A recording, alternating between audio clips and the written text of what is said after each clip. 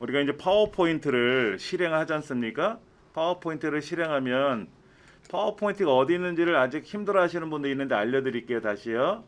시작 버튼을 누르시면은 왼쪽에 프로그램 목록이 쫙 나와 있어요. 그런데 이제 버전마다 좀 달라요. 버전마다.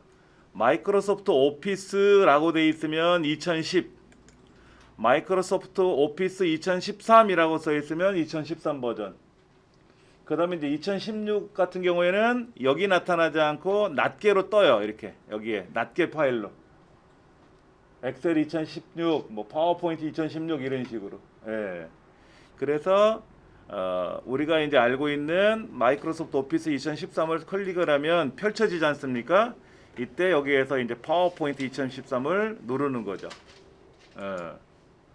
그러면 이제 그런 말씀 하시는 경우도 있을 거예요. 그냥 바탕화면에 꺼내놔 주시면 안 됩니까? 라고 하시는 경우도 있는데, 원래 파워포인트나 엑셀 프로그램들은 바탕화면에 안 나타나요. 얘를 설치할 때 안 나타난다고. 그렇기 때문에 우리가 꺼낼 줄 알아야 되는 거예요. 예. 그래서 책자 앞에 보면은 파워포인트 2013을 어떻게 실행한다라는 거는 나와 있을 거란 말이에요. 안 나왔네. 그냥 파워포인트 2013 첫 화면만 보이는데. 예. 그래서 우리가 이제 파워포인트 2013을 실행하면 이런 식으로 창이 뜨는데, 이때 방금 전에 제가 설명드린 것처럼 기존에 사용한 흔적이 있는지를 여기서 보는 거고, 기존에 사용한 흔적이 없으면 아무것도 안 나타날 거예요. 근데 우리 강의실 특성이 어떤다 그랬어요? 껐다가 다시 켜게 되면 우리 가정에 있는 컴퓨터들은 이어서 진행하는 거잖아요. 그런데 이제 우리 강의실들은 교육생들, 수강생들이나 이런 분들이 실수로 프로그램을 제거를 할 수도 있고, 또 어떻게 인터넷 다니다 보면 뭐가 깔려 들어오는 경우도 있단 말이에요. 프로그램들이. 이제 그런 것이 문제가 될까봐 하드 보안관이라는 프로그램을 설치해놨어요. 그래서 이 안에 어떤 문제가 발생하더라도 껐다 키면 원위치가 되게끔 하는 시스템이 돼 있어요. 보통 교육기관들은. 그러다 보니까 지난주에는 최근에 사용한 것들이 있었는데 이번에는 안 보이네 라고 할 수도 있다는 얘기죠. 그리고 이 강의실 컴퓨터 안에는 여러 개 드라이브가 있어요. 쉽게 말해서 C 드라이브, 뭐 D 드라이브 이런 게 있는데, D 드라이브에 있는 경우는 손대지를 않아요. 하드 보안관이. 그러니까 C 드라이브라고 하는 것이 이 컴퓨터가 기본으로 돌아가는 프로그램이 들어있는 저장 공간이거든요. 여기만 관리를 해요. 그래서 우리가 이 D 드라이브에다가 여기다 이렇게 저장을 해 놓은 거예요. 필요한 것들을. 예. 그래서 여기 이정민 훈장, 뭐 그다음에 이제 다른 선생님들, 뭐 문양복 선생님이라든지 최경미 선생님이라든지 이런 선생님들이 여기다가 자료를 보관해 두시는 거죠. 저도 여기다 보관해 두는 거고. 여러분들도 마찬가지로 D 드라이브에다가 저장을 해 놓으시면 잘 된다는 얘기죠. 예. 그런데 이제 EPH2014가 엑셀이나 한글은 잘 되는 것 같은데 파워포인트에 문제가 있는 것 같으니까 요거는 제가 그쪽 출판사하고 한번 확인해가지고 다시 자료를 받아 놓도록 할 거예요. 왜냐하면 이 많은 양을 우리가 다 입력하기는 힘들고, 기존에 만들어진 문서를 불러와서 고치는 것도 해봐야 되거든요. 그래서 자, 이제 그거는 접고 나서 파워포인트를 실행하고 났더니 요렇게 어떤 작업을 하실 겁니까? 물어본단 말이에요. 그러면 새 프레젠테이션이라고 하는 거를 실행한다고 하시면 돼요. 아무것도 없는 하얀색 있었죠? 다시 보여드리면 제일 왼쪽에 있는 거, 위에 있는 거. 아까 여기 목판이나 여러 가지가 있었잖아요. 이거는 이제 모양새가 있는 거고 그냥 비어있는 상태로 작업을 할 거예요. 그러면 이제 아무것도 없는 상태에서 우리가 슬라이드를 만들었으니까 쉽게 말해서 연습장, 아무것도 없는 백지 연습장을 가져온 거예요. 그러면 우리가 파워포인트라는 게 발표 자료 만드는 프로그램이라고 그랬잖아요. 그럼 발표를 하고자 하는 제목이 있을 거 아닙니까? 그런 제목들을 우리가 생각을 해야 되고, 어떤 내용으로 전달할지 기승전결 다 머릿속에 기억을 해놔야 되거든요. 그렇죠. 쉽게 말해서 이런 거예요. 여러분들이 발표를 하는데 이것이 냉장고 내에 있는 물품 목록을 발표하는 건지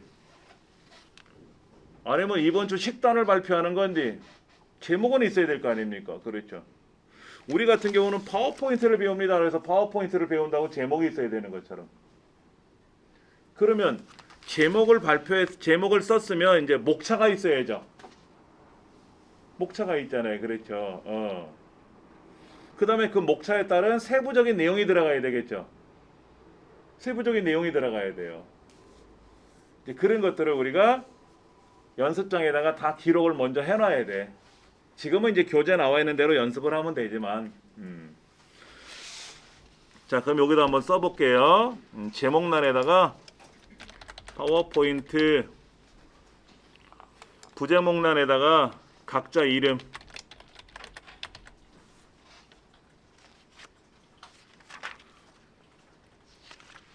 각자 이름을 쓰는 거예요.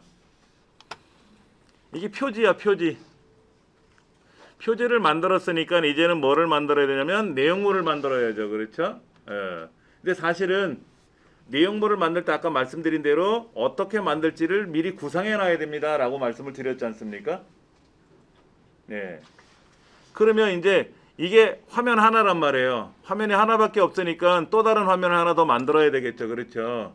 그래서 홈이라는 메뉴, 우리가 지금 보고 있는 메뉴에 보시면 새 슬라이드라는 글자가 있을 거예요. 새 슬라이드. 그 새 슬라이드라는 글자하고 화살표가 되어 있는 목록을 눌러보세요. 새 슬라이드 화살표. 누르시면 이렇게 구조들이 보여요. 구조들이.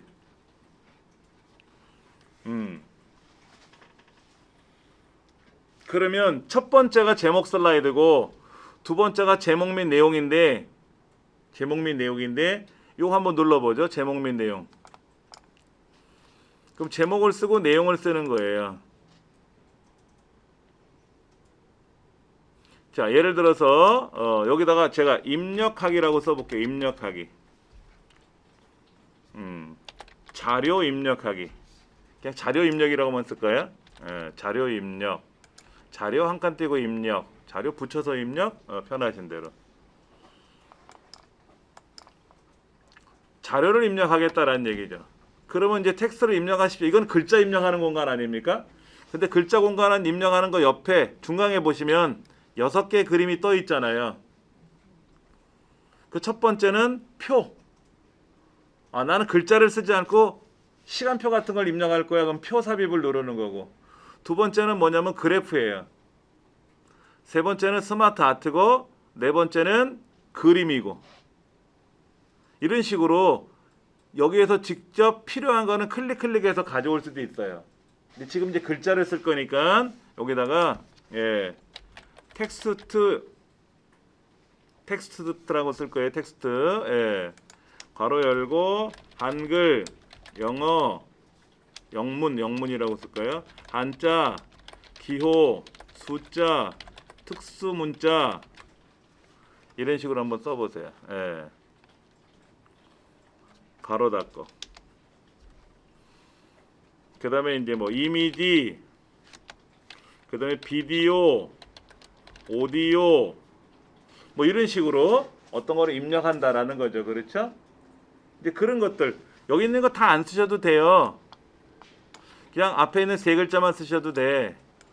쓰는 연습을 하는 게 아니라 이렇게 입력하는 거다라는 모양을 기억하시라는 얘기지.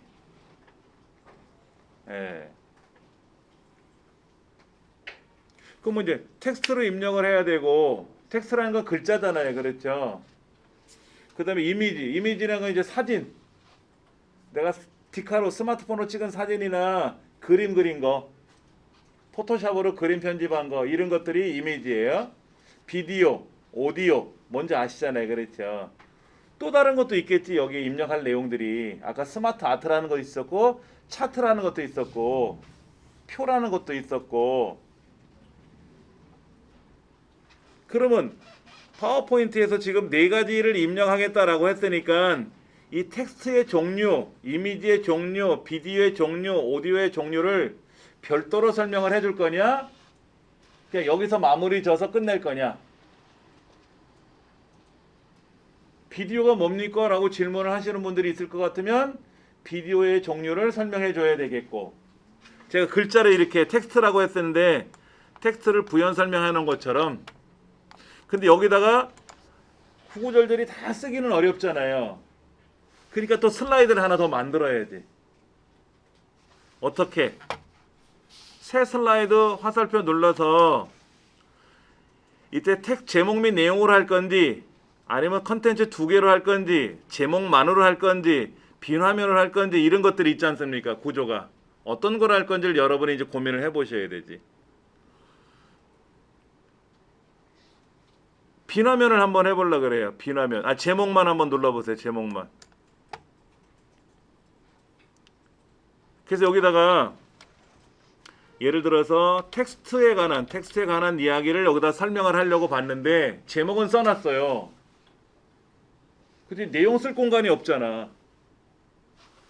여기 내용 쓸 공간이 없잖아요. 지금요. 이런 글 쓰는 란이 있어야 글을 쓰는 거거든. 파워포인트는. 물론 없으면 삽입이라는 메뉴에 가서, 또는 홈이라는 메뉴에 가서 여기에 글 상자라는 건 있어요. 예를 들어서 내가 국그릇을 가져와야 되는데 모르고 간장 종지를 가져온 거야. 잘못 가져온 거야 지금. 그래서 간장 종지에다 국을 담으려고 봤더니 이 그릇이 작네.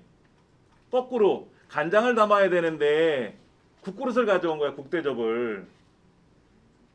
간장을 담으려고 보니까, 조금 담고 나서 보니까 너무 큰 거야. 그럴 수 있잖아요. 그러면 우리 세상에서는 국그릇에 담겨있는 간장을 어떻게 해야 돼요? 버릴 수는 없으니까 다시 간장 종이에서 옮겨야지. 묻잖아. 지저분해지고 설거지를 해야 되잖아요. 근데 우리 컴퓨터는 그러지는 않아. 내가 구조를 잘못 가져왔다 그러면 원래는 요 구조를 가져와야 되는데 모르고 제목만을 가져온 거야. 그러면 다시 제목 및 내용을 가져오면 어떻게 돼요? 여기 썼던 글자를 다시 옮겨와야 되잖아요. 불편하잖아. 그래서 그렇게 하지 않고 옆에 보면 레이아웃이라고 있어요. 레이아웃 한번 눌러보세요. 레이아웃. 그러면 지금 당신은 제목만이라고 되어 있는 이 구조를 가져왔어요. 그래서 거기다 뭐를 썼네요. 이거지. 근데 난 제목만이 아니라 제목 및 내용을 가져와야 되는데 잘못 가져왔다는 얘기 아닙니까? 그렇죠? 그러면 레이아웃에 가서 제목 및 내용을 누르시면 아까 썼던 글자는 그대로 유지가 되고 모양새가 바뀌는 거예요. 쉽게 말해서 국대접에다가 간장을 좀 부었단 말이야. 간장 종지인 줄 알고. 그랬더니 그럼 뭐라고 한다? 간장 종지로 바뀌어라. 그러면 국대접이 간장 종지로 바뀌는 거야. 컴퓨터에서는. 우리가 살아가는 실제 세상에서는 그게 불가능하잖아요. 근데 컴퓨터는 가상이라는 경우가 있기 때문에 바꿀 수가 있어요. 예를 들어서 이것도 생각해 보셔야 돼요. 얘를 지금 제목이 있고 내용 쓰는 란이 위에 제목, 아래 본문 쓰는 란이 하나잖아요. 근데 저는 이거를 원했던 거야. 두 개짜리. 제목 쓰고 글 쓰는 란이 두 개짜리를 원했는데 아까 조금 전에 보니까 글 쓰는 란이 하나짜리를 가져왔잖아요. 근데 여기다가 예를 들어서 색깔을 다 꾸몄다고 생각해봐. 여기 색깔을 다 이렇게 꾸몄다고 생각해보세요. 다 꾸몄는데 얘를 뜯어 고치려고 그러면 얼마나 힘들겠습니까? 이때는 마찬가지로 똑같이 레이아웃에 가서 컨텐츠 두 개로 바꾸면 컨텐츠 두 개가 되는 거예요.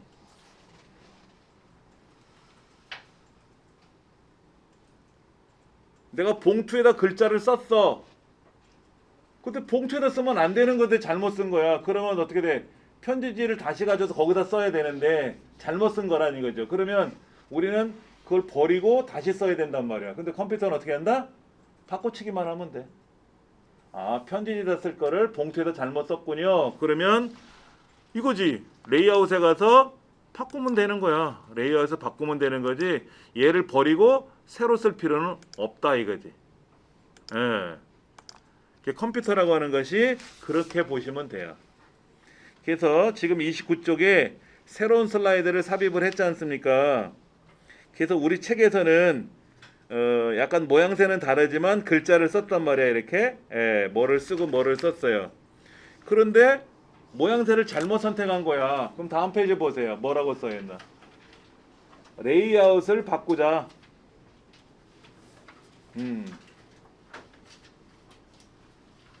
레이아웃을 바꾸자 이거지.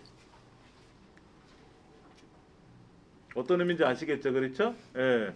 국그릇에서 국을 퍼야 되고 밥그릇에서 밥을 퍼야 되는데 모르고 국그릇에서 밥을 푼 거야. 바뀐 거야. 그럼 어떻게 돼? 옮겨야지. 옮기면 기존에 묻었던 음식이 지저분하니까 설거지를 하거나 다시 해야 된단 말이에요. 근데 우리 컴퓨터는 어떻게 한다? 그냥 국그릇을 밥그릇으로 바뀌어라 그러면 바뀌는 거야. 편하게. 예. 그걸 레이아웃 변경이라 그래요. 레이아웃 변경. 잘 기억하셔야 돼. 굉장히 많이 활용하는 겁니다. 그 다음 지금 보시면 아까 이제 글을 쓰다가 말았는데 이 글자가 이 슬라이드가 여기 지금 하나 둘 셋 네 개가 있는데 요 두 번째 슬라이드를 세 번째로 옮긴다거나 네 번째로 옮겨야 될 때 있잖아요. 순서를 잘못 잡은 거야. 또 처음에 이 순서였는데 하다 보니까 바뀌고 싶은 거야. 이럴 수 있잖아요. 그럼 우리 어떻게 연습장의 순서를 위에 거 빼서 아래다 넣으면 되잖아요. 근데 이렇게 붙어있는 것 같으면 찢어야 되잖아. 그거는 사람 사는 세상이고 컴퓨터 세상에서는 얘를 마우스를 끌어다가 아래다 이렇게 내려가잖아요. 끌고 내려가면 옮겨진다고 이렇게.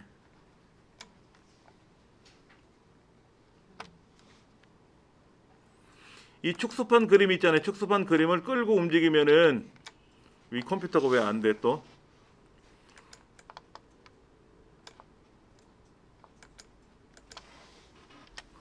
저는 지금 안 가고 있거든요. 여러분들 이렇게 되면 얘가 밑으로 내려가잖아요. 그렇죠? 그러면 복이라는 메뉴에 가세요. 저 오른쪽 끝에 복이라고 있잖아요. 여러 슬라이드 복이라고 하는 세 번째 아이콘이 있을 겁니다. 여기서도 안 되네. 여러 슬라이드 보기는 아까 기본 보기는 뭐였어요? 왼쪽에 미니 슬라이드가 있고 그거에 대한 내용이 오른쪽에 있었잖아요. 그러니까 슬라이드가 많으면 오르락 내리락 하기가 되게 불편하거든. 양이 많으면 보이기가 어렵죠. 그럼 여기 가서 보는 거예요. 여기 가서. 그러면 왼쪽 첫 번째, 두 번째, 세 번째, 네 번째, 다섯, 여섯 이렇게 밑으로 쫙 펴지잖아. 옆으로. 그리고 화면이 크면 아이콘이 크면 이렇게 줄일 수도 있어요. 알려드리죠. 우리 키보드 제일 아래쪽에 컨트롤 키라고 있나 찾아보세요. 컨트롤 키 CT 아래 걔가 있잖아요. 그렇죠. 얘를 누른 상태에서 마우스 가운데 휠이 있잖아요. 휠을 위로 굴리면 커지고요. 컨트롤 키 누른 상태에서 휠을 아래로 내리면 이 모양새가 작아져요.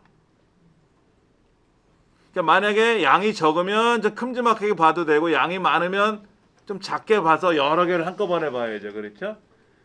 그래서 이거를 옮기거나 또 복사할 수도 있고요. 예. 그러니까 저 같은 경우는 지금 이 두 번째 거를 옆으로 넘겨야 되는데 안 움직이면 본래는 마우스를 끌고 이렇게 하면 가야 되는데 이 시스템에 뭐가 문제가 있어서 안 된다라고 하면 이제 잘라내기 붙여넣기 명령을 걸어야지.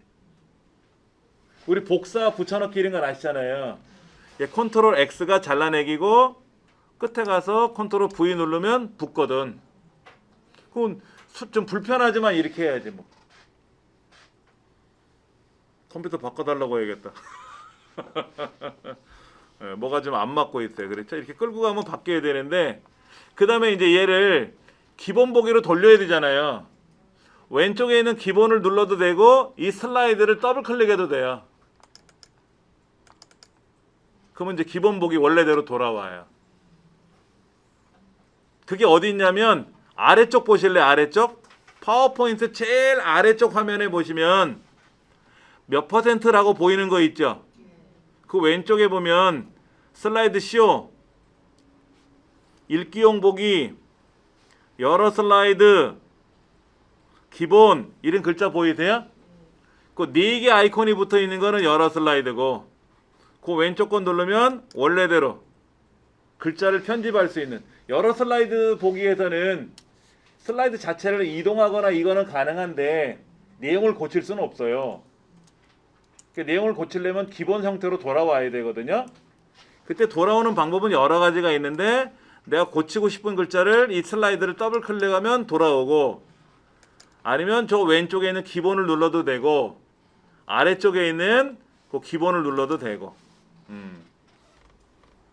왜냐면 이게 중요한 거기 때문에 아래쪽에 이렇게 좀 배열을 해 놓은 거예요. 슬라이드 쇼라는 것도 있죠. 슬라이드 쇼. 슬라이드 쇼는 뭐예요? 발표하는 거예요. 발표. 지금부터 자료 입력에 대한 내용을 설명드리겠습니다 하고 이렇게 발표할 때 우리는 슬라이드 쇼 한다 그러거든요. 예. 자, 이렇게 해서 이제 내용을 고치는 거고요. 31쪽에 이제 슬라이드 이동하는 거는 마우스로 드래그해서 끌고 가도 되고, 그다음 요런 슬라이드 하나 더 만들고 싶어. 지금 이렇게 만든 슬라이드가 하나 있는데 얘를 똑같이 하나 더 만들어서 내용만 조금 고치고 싶어. 그리고 이제 슬라이드를 복제해서 쓰면 되죠. 복제. 예, 복사해서 쓰는 건데, 우리 책에 뭐라고 써있나 보세요. 오른쪽에 있는 거는 편집창이니까 안 되고, 왼쪽에 슬라이드가 여러 개가 있을 때 거기다 마우스 오른쪽 버튼 누르면 복사라고 있어. 복사. 복사. 그리고 슬라이드 밑에 여유 공간에다 클릭을 하면 밑에 줄이 이렇게 들어가거든요. 거기다가 오른쪽 버튼 눌러서 붙이기. 첫 번째 거 붙여넣기라고 있어요. 예. 그럼 똑같은 내용이 두 개가 들어가는 거죠. 아까 여러 슬라이드 보기에서도 마찬가지예요. 지금 슬라이드가 이렇게 하나가 있었는데 요거를 똑같이 여기다 복사하고 싶은 거죠. 그러면 여기다 오른쪽 눌러서 복사. 그 옆에 비어있는 공간에다 클릭하면 또 줄이 이렇게 나타나지 않습니까? 그때 오른쪽 눌러서 붙이기. 붙여넣기가 두 가지가 있는데 그 붙여넣기 중에 첫 번째 거 누르시면 돼요.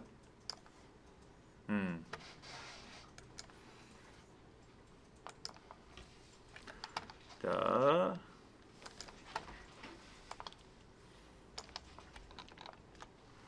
복사. 복사를 한다라고 하는 거. 복사를 하자라는 거는 뭐예요? 하나 더 만들자 이거죠. 우리가 이거 복사해와 그러면 복사기로 하나 더 만들어라는 얘기 아닙니까? 그리고 어떤 분은 그래, 이거 복사 좀 해주실래요? 그러면 인쇄해달라는 뜻으로 이해를 하실 수도 있어요. 그렇죠? 그냥 뭐라고 얘기하면 알아들으면 되는 거지.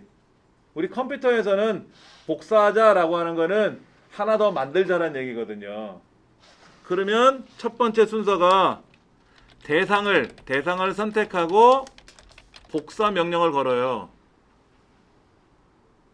그리고 붙여넣기 명령을 걸면 하나 더 만들어지는 거예요. 근데 이제 복사할 때 방법이 아까 뭐라 그랬어요? 마우스에 오른쪽 버튼을 눌러서 복사 명령을 걸었죠? 아까 마우스 오른쪽 버튼 눌러서 복사라는 게 있어가지고 복사 눌렀잖아요. 그러면 걔가 하나 더 기억을 하는 거야. 똑같은 거를. 그 다음에 여러분들이 붙여넣기라는 명령을 걸면 이것도 마우스 오른쪽 버튼 눌러서 붙여넣기라는, 또는 붙여넣기를 눌렀는데 붙여넣기가 여러 가지가 있으면 그 중에 첫 번째 거 누르면 돼요. 복사도 여러 가지가 있어요. 근데 우리는 복사가 하나만 나왔었잖아. 자, 보세요. 제가 이렇게 오른쪽 눌러서 복사 하나 나왔단 말이야. 복사. 그럼 이거 복사 누르면 되고, 또 오른쪽 눌렀더니 붙여넣기가 하나만 있으면 붙여넣기를 누르면 그 요 복사된 글자가 붙여넣기가 되는데, 파워포인트는 붙여넣기 명령이 여러 가지가 있었어. 두 가지인가 있었잖아요. 그럴 때는 첫 번째 거 누르면 제일 편해. 기본이 첫 번째 거니까. 이렇게 하는 사람들은 초보자. 고급자들은 어떻게 하냐면 마우스를 클릭해서 오른쪽 눌러서 하는 경우도 있지만, 키보드를 같이 사용하는 게 빨라요. 혹시 여러분들 예능 코너에서도 그런 얘기가 나오는데 이렇게 쓰더라고. 컨트롤 C, 여기는 컨트롤 V. 예능에서도 이런 말이 나와, 자막으로. 컨트롤 C, 컨트롤 V. 그러니까 아빠가 하는 행동을 애가 따라 하더라고. 그러면 이제 예전에 뭐 붕어빵, 뭐 부전자전 이렇게 썼는데 요즘은 컨트롤 C, 컨트롤 V. 그러면 아, 얘가 하는 걸 똑같이 따라 하는구나. 그렇게. 저거를 CTRL 더하기 C라고 읽으면 초보자야. 컨트롤이라고 읽어요. 컨트롤. 예, 컨트롤을 줄여서 그렇게 써놓은 거예요. CTRL. 그러니까 컨트롤 C 저쪽에 클릭해 놓고 컨트롤 V 그럼 붙는 거지. 그 다음에 아까 이동할 때는 어떻게 했어요? 이동. 드래그 했죠. 어떤 대상을 선택해서 드래그 했잖아. 그러면 드래그한 위치만큼 가는 거예요. 그렇죠? 근데 컨트롤 키를 누르고 드래그하면 달라져요. 이 방에 말 나온 게만 볼게요. 여기 여러 슬라이드 보기 한번 가보세요. 제가 이거를 오른쪽 눌러서 복사, 오른쪽 눌러서 붙여넣기 이렇게 안 하고 컨트롤 C, 컨트롤 V 한단 말이에요. 컨트롤 C, 컨트롤 V. 근데 얘 왜 컨트롤 V가 있다로 나와? 컨트롤 C. 이 컴퓨터 이상이 있구나. 자, 얘를 아까 이렇게 끌고 갔었죠? 위치를 이동했잖아요. 근데 얘를 컨트롤 키 누르고 옆으로 끌고 가 보세요. 컨트롤 키를 누르고 끌고 가 보세요. 그러면 어떻게 되나? 하나 더 생기는지. 그렇게 하는 거예요. 그렇게 하는 사람은 고수야. 우리 글 쓸 때도 그래. 글 쓸 때도 이 글자를 끌고 이렇게 가면 이동됐잖아요. 이동됐잖아 지금. 여기 있던 글자를 제가 이렇게 블럭을 잡아가지고 이 블럭 잡힌 글자를 딴 데로 옮겨가면 이동이 된다고. 근데 컨트롤 키를 누르고 가져가면 복사가 돼. 블럭을 잡아야지. 글자는 낱글자 개체라는 걸 선택하려면 블럭을 잡아야 돼. 블럭을 잡아서 끌고 가면 이동이고 컨트롤 키 눌러서 드래그 끌고 가면 복사가 되는 거예요.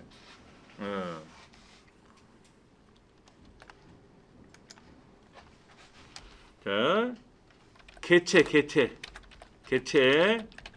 대상이죠. 대상. 개체를 드래그하면 뭐가 된다? 이동이고 개체를 컨트롤 키 눌러서 드래그하면 뭐가 된다? 이거는 복사가 되는 거예요.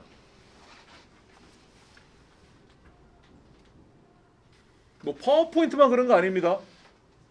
엑셀에도 그렇고 한글도 그렇고 이거는 만능 양념이야.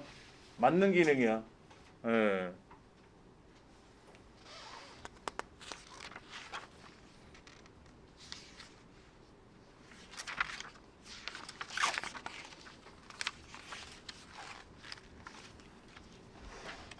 이제 그 다음 선택하는 건 어떻게 선택해요? 클릭하는 거지. 자, 여러 슬라이드가 있는데 이렇게 낱개별로 편집창이 나와 있으면 여기서 하면 되고 이거를 여러 개를 선택한다든지 할 때는 또 여러 슬라이드 보기에서 하셔도 되고 편하신 대로 하시면 돼요. 편하신 대로 하시면 되는데 자, 보시면 오른쪽에는 편집창이고 왼쪽에는 전체 개체잖아요. 그렇죠? 얘를 선택해서 마음에 들지 않은 거는 선택하고 딜리트 누르면 지워져요.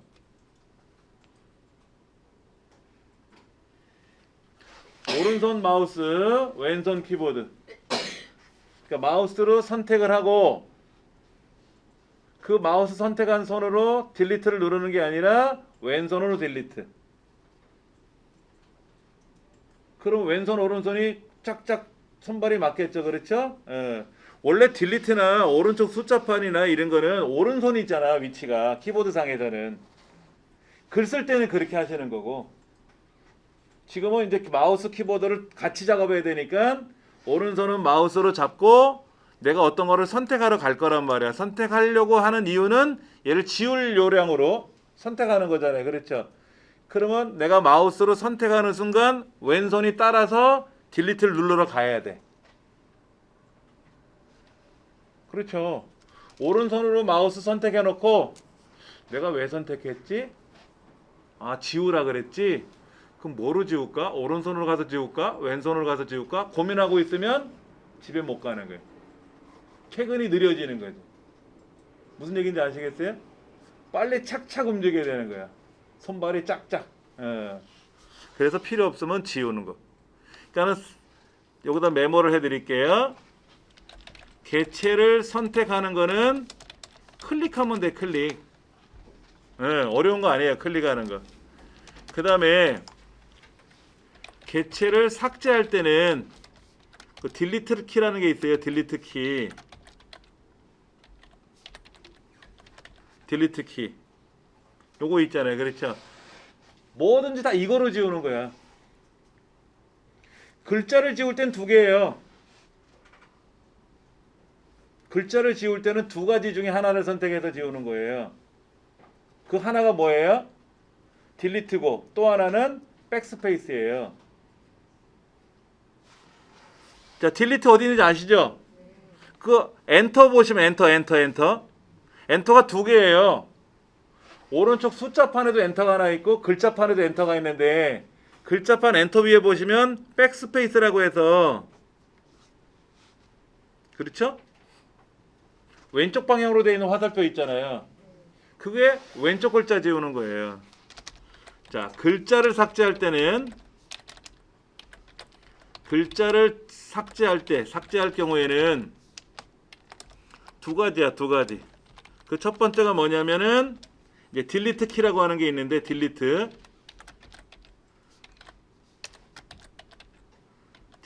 키는 뭐냐면 커서가 뭐예요, 여러분들? 커서 껌뻑껌뻑거리는 애.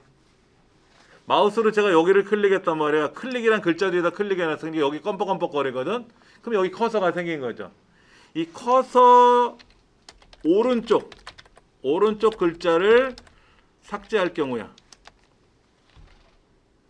그 다음에 백스페이스라고 되어 있는 거 있어요. 백스페이스는 뭐냐면 커서의 왼쪽 글자를 삭제할 때 쓰는 거예요. 이거는 파워포인트 뭐고 간에 컴퓨터 나라의 원칙이에요.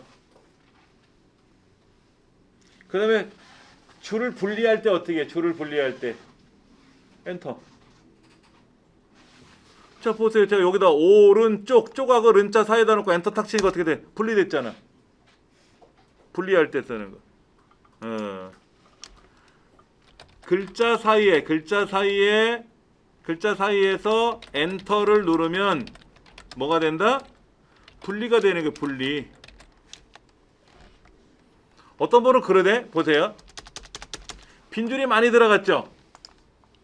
빈줄이 많이 들어갔잖아. 이 빈줄은 어떻게 제거해요? 근데 빈줄도 글자예요. 자, 커서가 여기 있어. 지금 여기. 이때 백스페이스 누르면 어떻게 돼? 백스페이스. 제자가 지워질 거 아니야. 아래 거를 제거해야죠. 그 딜리트 눌러야지. 딜리트를 눌러야 밑에 있는 게 올라오지. 그렇죠? 글자를 제거할 때는 딜리트를 사용할 거냐 백스페이스 사용할 거냐 둘 중에 하나를 골라서 쓰시는 거지만 그 외에 개체들 내가 도형을 선택했다 아니면 어떤 표를 선택했다 그림을 선택했다 이런 개체를 선택할 때는 무조건 딜리트로 지우는 거예요. 백스페이스가 아니라. 그러다 보니까 저는 습관이 글자도 딜리트로 지우려고 그러지. 딜리트가 만능이니까. 그림을 잘못 가져왔어. 도형을 잘못 그렸어. 그럼 지워야 되는데 백스페이스가 아니라 딜리트로 지운다 그랬잖아요. 그러니까 딜리트 지울 때 그러다 보니까 글자도 딜리트로 지우는 게 편하잖아. 그러니까 저는 뒤에다 놓고 백스페이스 누르는 게 아니라 앞에다 놓고 딜리트를 눌러요. 딜리트 누를 때는 오른쪽에 지워지는 거니까. 근데 이거는 말로는 제가 이렇게 설명하잖아요. 내 손이 움직여야지. 아직은 여러분 이게 숙달이 안 됐잖아요. 그렇죠? 그러니까는 제가 메모한 거를 기반으로 해서 연습을 하셔야 되고, 이게 연습이 충분히 되면 어떻게 될까요? 내 손가락이 이어가는 거예요, 몸이. 그래서 글자를 쓰면서 파워포인트로 작업하고 문서 작성 엑셀도 하고 한글 작업할 때 글자를 지울 때는 딜리트로 할 거냐 백스페이스 할 거를 여러분이 알아서 이때 뭐로 눌러야지 이게 아니라 알아서 손가락이 간단 말이야, 글로. 이렇게 해서 숙달된 모습이 나타나야 되는 거예요.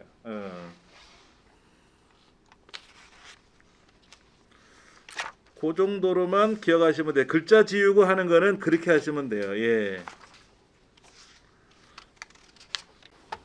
자, 텍스트 슬라이드라는 말이 아까 나왔었어요. 그렇죠? 예, 텍스트 슬라이드.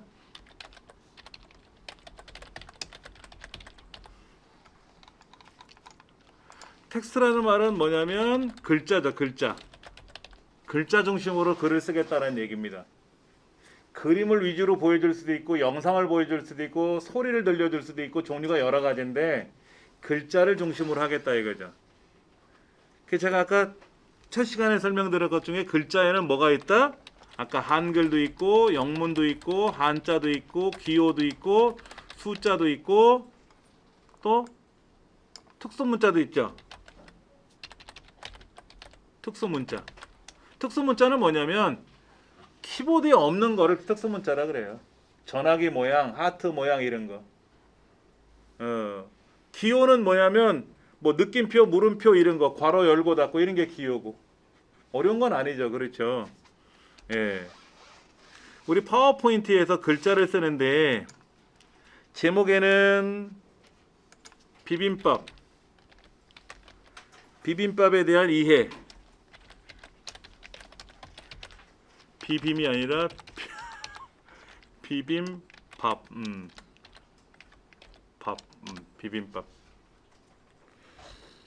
그 다음에 이제 밑에는 융합과 상생이라고 써 있네. 융합과 상생 이렇게. 이거를 꼭 글자를 써야 되나? 제목을? 이거를 포토샵 잘 하시는 분들, 그래픽 잘 하시는 분들이 이 글자를 그래픽처럼 처리해서 멋있게 꾸밀 수도 있겠죠. 단순히 글자로 보이는 것보다. 여러분 나가시다 보면 우리 센터 안내문도 있고 벽에 공고문 붙어 있는 거 되게 많잖아요. 그렇죠? 글자만 돼 있는 건 아니죠. 그림도 들어 있잖아. 여기다가 전조 비빔밥 그림 하나 이렇게 딱 집어넣어 놓고 그럼 금방 알아보기 좋을 것 같은데? 라고 말씀을 드리는 이유는 여러분도 한번 생각해 보세요 라는 뜻이에요.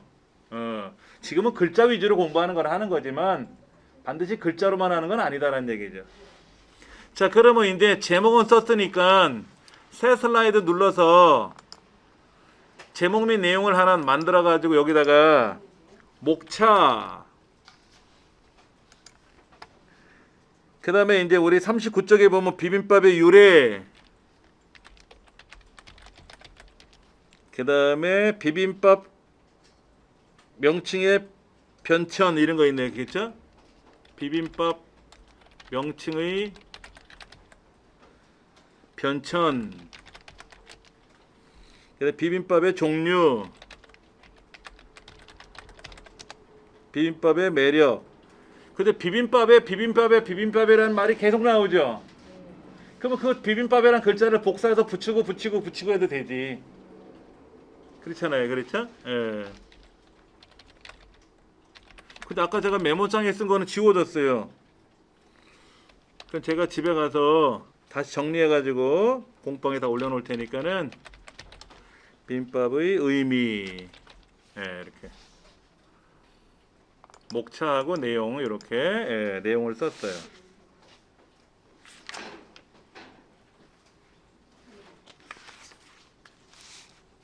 자, 이제 목차에 5가지를 들어갔잖아요.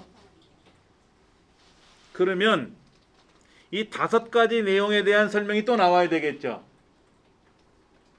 그렇죠. 비빔밥의 유래에 대한 이야기가 한 슬라이드가 또 있어야 되겠지. 여러 슬라이드든 하나든 간에.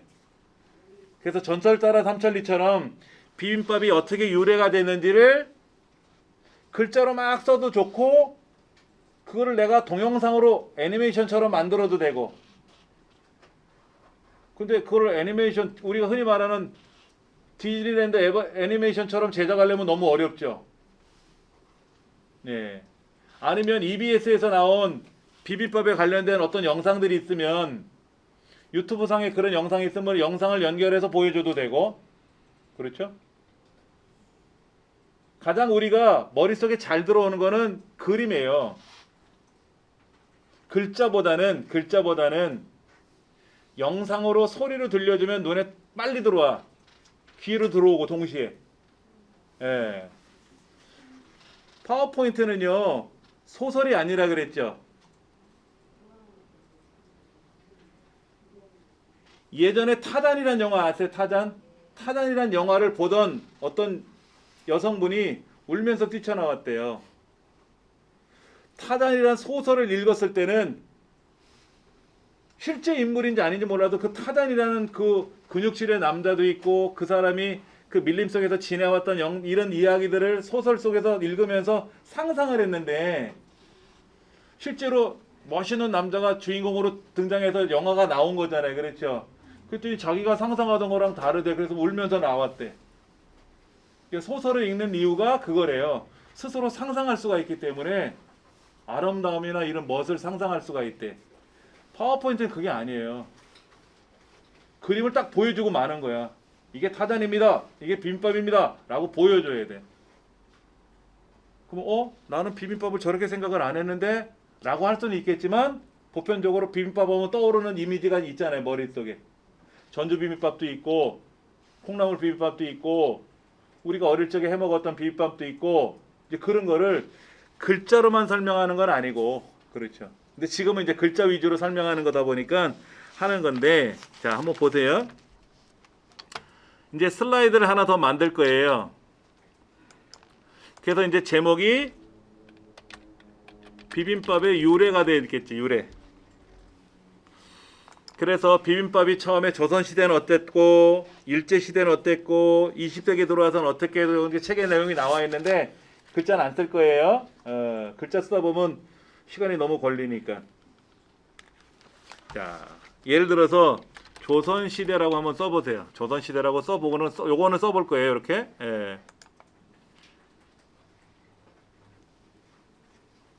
이 조선시대 다음에 엔터를 치면 어떻게 되죠?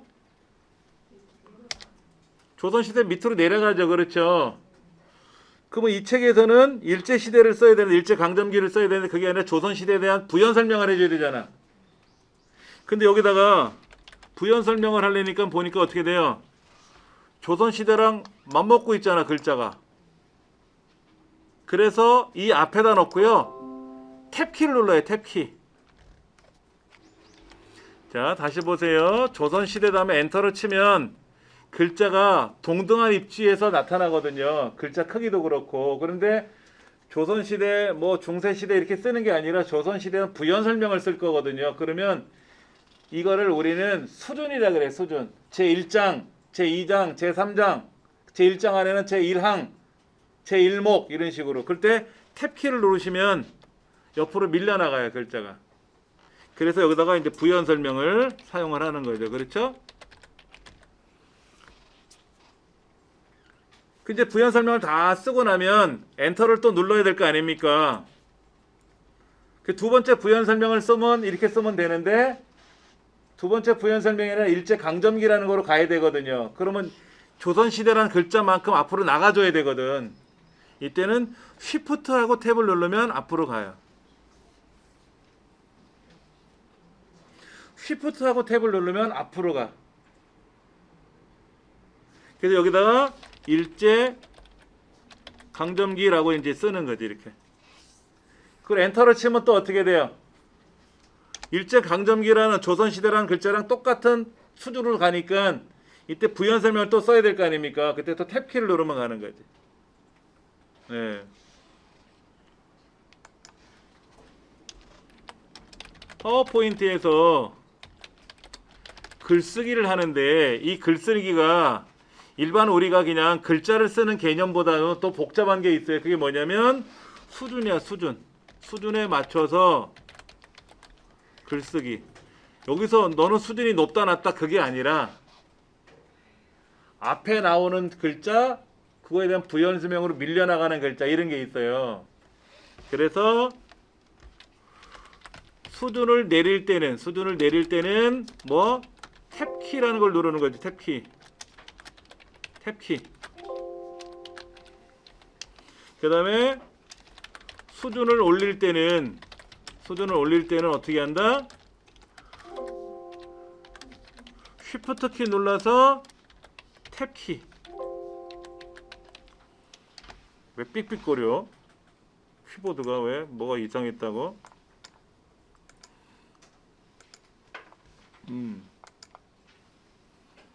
수준에 맞춰서 글 쓰는 거 탭키냐 쉬프트 탭키냐? 아 물론 여기도 있어요. 여기다 이제 부연 설명을 또 이렇게 사용할 거 아닙니까? 그렇죠? 이렇게 쓰는데 여기 한번 보실래요? 여기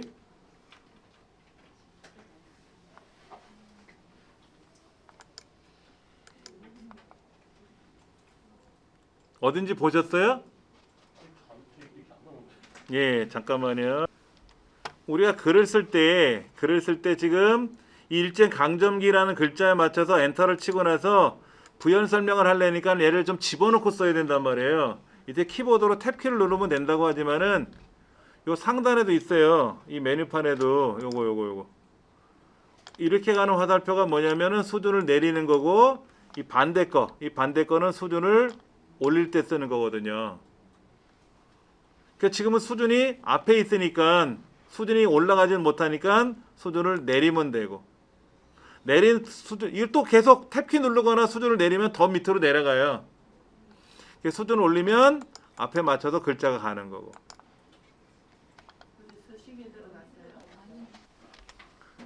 자, 우리 40쪽에 뭐라고 써 있냐면 한자 특수문자 입력하는 거 있어요. 그럼 만약에 조선시대라는 걸 한자로 바꾸려면 어떻게 될까? 조선시대라는 걸 블럭을 잡고 한자 키를 누르면 나오는지 봐야 돼. 그러니까 유래라는 글자, 유래. 이 유래라는 글자에 레자 뒤에다 놓고 한자 키를 누르면 유래란 말이 나오는가 보세요. 유래. 블럭을 잡고 한자 키 눌러보세요. 어떻게 되나? 원래 이렇게 나오면 안 되는데 왜 이렇게 나오지?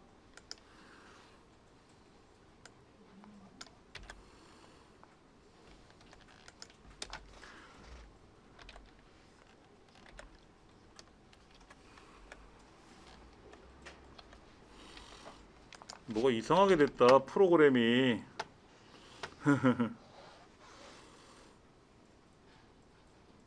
자, 유래란 글자를 블럭을 잡거나 레자 뒤에다 클릭을 하고 한자 키를 누르면 한자가 나오는지 확인해 보세요. 그래서 한자를 표현하죠. 그렇죠? 다시 그 한자 뒤에다 놓고 한자 키를 다시 누르면 우리말도 떠요. 다시 우리말로 바꿀 수도 있어요. 그런데 보편적으로 한자를 표기하지 않아요. 그건 알고 계셔야 돼요. 예.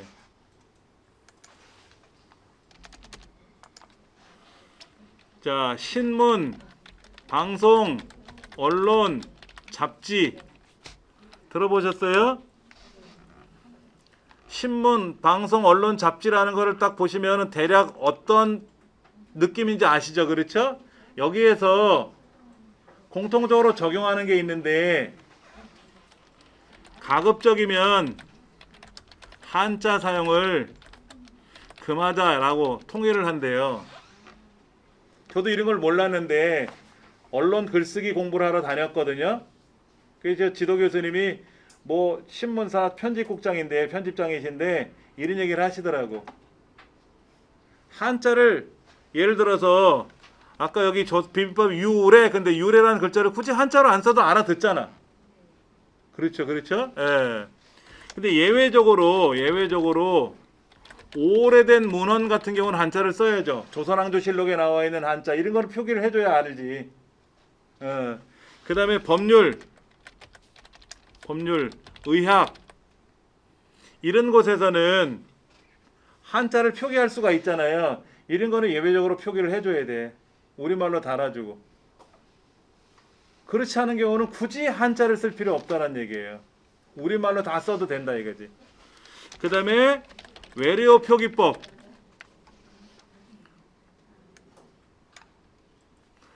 외래어 표기법을 준수하자라는 거죠. 외래어 표기법. 이런 거 워크샵 이거 아니에요. 워크샵이 글자 틀렸고요. 워크숍이라고 해요. 워크숍 이게 맞는 말이에요. 네. 그 다음에 이번에 컨셉을 잡을 때 컨셉 이거 틀린 말이에요. 콘셉트라고 써야 돼요. 콘셉트. 컨셉이라고 우리가 보통 발음은 하는데 쓸 때는 콘셉트라고 쓰는 거죠. 이런 거. 그다음에 뭐 로스쿨 이런 거 있잖아. 로스쿨 법률 전문 대학원 이런 거 있잖아요. 그것도 그냥 영어로 로스쿨 쓰지 말고 그냥 우리말로 로스쿨 쓰면 돼. 그러니까 이제 로스쿨하고 쓰면 이거 되는 거야. 그냥 이렇게 쓰면 돼. 로스쿨 하면 알아듣거든. 이걸 영어로 뭐 알파벳으로 쓸 필요 없이 이런 거. 이런 여러 가지들. 당연히 우리말 맞춤법은 정확히 맞춰야죠. 우리말 맞춤법 틀리면 그거는 큰 문제야. 그러니까 여기는 지금 한자를 바꿔보는 연습은 하고 있지만 굳이 한자로 표기할 일은 아니다 이거죠. 그런데 이제 조선왕조실록 예를 들어서 오래된 문헌에 어떤 내용을 표기한다 그러면 한자로 표기를 해줘야 알아듣겠지. 우리말도 써야 되고 이제 그런 건 예외적으로 하지만 보편적으로 뭐 수준을 올린다 내린다 이걸 굳이 한자로 수준을 바꿀 필요는 없다는 거죠. 그렇죠? 예. 그렇게 한다는 게 원칙이 있더라고요. 원칙이 있더라고. 그러니까 여기 뭐 어떤 한자를 바꾸는 건 어려운 건 아닌데 아까 말씀드린 대로 그대로 하시면 되고요. 예. 그 다음에 이제 오른쪽 페이지 보시면은 이제 특수기호 입력하는 걸 한번 해볼 거예요. 기호. 예를 들어서 여기다가 화살표를 그려주고 싶어. 손가락 표시 같은 거. 그러면 이 삽입이라는 메뉴에 가서 삽입. 뭔가를 집어넣어야 되니까 다 삽입 메뉴죠. 오른쪽 끝으로 가면 기호라고 있어요. 기호. 비디오, 오디오 옆에 보면 기호라고 있어요. 그 기호를 누르시면 여기에 여러 가지 기호들이 있어요. 일본어 글자도 보이고 종류가 많아요. 근데 이 오른쪽에 이 부분 요 화살표 있잖아요. 요 화살표. 이 화살표를 눌러보시면 뭐 히라카나 그럼 히라카나가 나오고 가타카나 그러면 가타카나가 나오고 그 다음에 쭉 올라가서 보면 거기에 라틴어도 있고 여기 화살표도 있어. 화살표. 그럼 화살표 종류가 이렇게 쫙 나타나거든. 그럼 그 화살표를 선택하고 삽입 그러면 화살표가 들어가는 거죠. 요런 기호들. 동글뱅이 기호 숫자도 있네. 동글뱅이. 화살표, 수학 연산자 이런 것들이 있어. 도형기호 이런 거 있어. 도형기호. 이런 것도 있다. 도형기호 옆에 보니까 뭐 기타기호, 별표, 전화기 모양, 손가락 표시 이런 거 있네.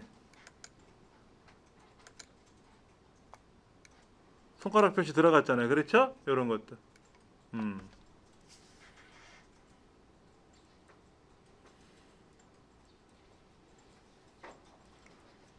그런데 닫아볼게요. 우리 책에 뭐라고 써있나 보세요. 아래쪽에. 우리 책 아래쪽에 특수기호 입력하는 방법에 대한 설명이 좀 나와 있는데요.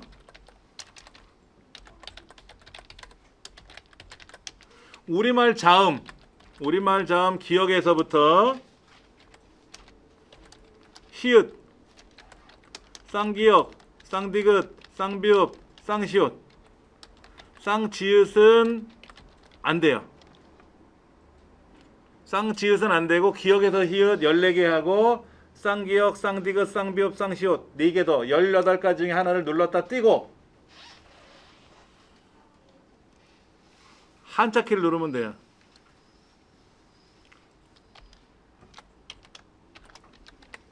자, 이 중에서 하나를 입력하고 한자 키를 누른다. 그리고 탭 키를 누른다. 순서가 자음 중에서 하나를 입력하고 한자 키를 누르고 탭 키를 누르면 돼요. 보여드릴게요. 자, 여기다가 제가 미음, 한자 키, 탭 키, 그럼 뭐가 쫙 나타나. 그럼 고르시면 돼요. 여기에서 리을, 한자 키, 탭 키, 그럼 이런 단위 기호들 뭐 몇 도씨 이런 거라든지, 예. 이응, 한자 키, 탭 키, 그러면 원기호, 괄호기호들 이런 것들.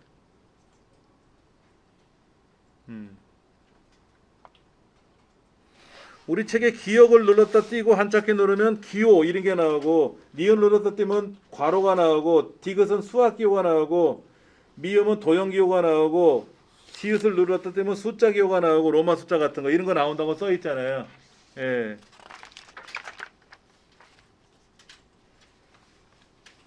그게 어디 기역에서 히읗까지 14개 뿐만 아니라 쌍기역, 쌍디귿, 쌍비읍, 쌍시옷도 된다. 쌍지읒은 안 되고.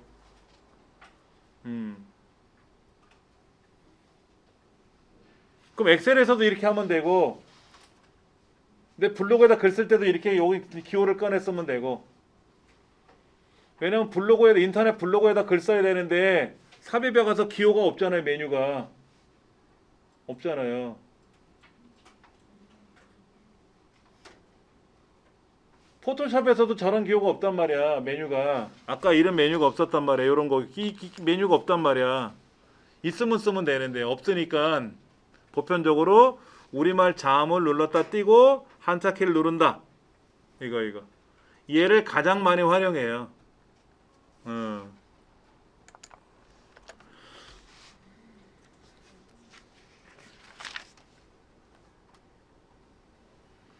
그 다음에 42쪽에 보면 뭐라고 써있나 보세요. 글꼴 서식이란 말이 나왔어요. 그렇죠? 서식이 뭐예요? 서식.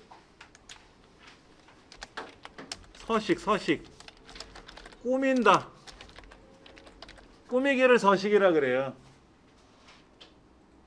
내가 오늘 아침에 일어나서 공부하러 올 때 머리 좀 매만지고, 그 다음에 립스틱도 좀 바르고 했을 거란 말이야. 안 할 수도 있지만 그게 서식 꾸몄다 그래. 아, 서식을 지정했군요. 이렇게 얘기하는 거예요. 컴퓨터에서 우리가 글자를 쓰고 나면 일반 글자만 보이잖아요. 글자에 색깔도 있잖아. 글꼴도 있잖아. 색깔도 있잖아. 그렇죠? 이런 걸 꾸미는 거를 서식 지정한다. 그러니까 글꼴을 꾸미니까 글꼴 서식. 만약에 도형을 꾸미면 도형 서식. 차트를 꾸미면 차트 서식. 표를 꾸미면 표 서식. 서식이라고 부르는 거예요. 서식. 예. 아주 쉬워요. 자, 비빔밥에 유래한 글자를 내가 좀 크게 꾸미고 싶어. 그럼 어떻게 하면 좋아요?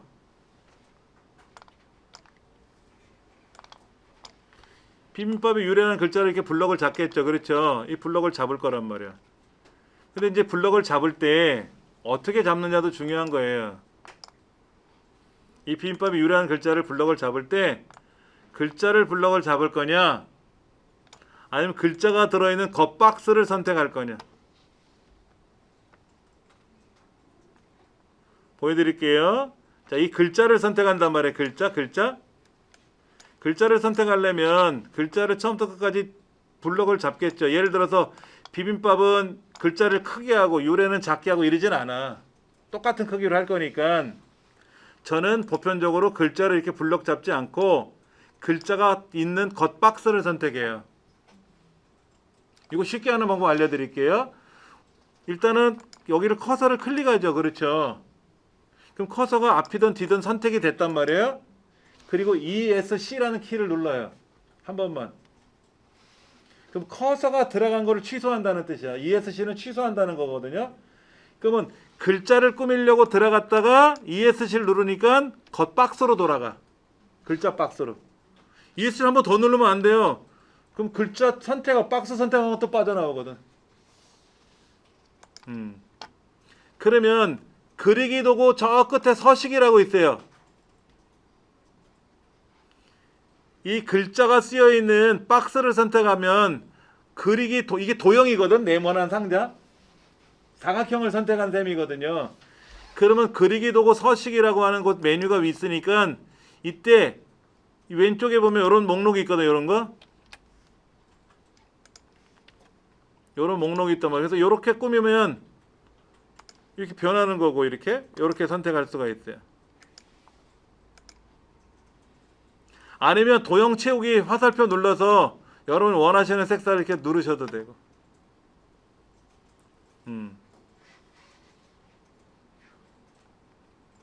색깔이 잘 나와요?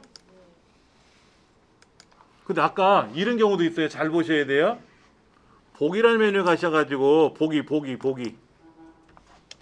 얘를 보셔야 돼.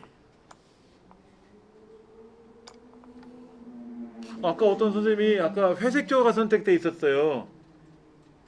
원래는 칼라로 돼 있는 애인데 이 칼라로 돼 있어야 되는데 모르고 회색 조로 돼 있으면 아무리 여기에서 색깔을 바꿔도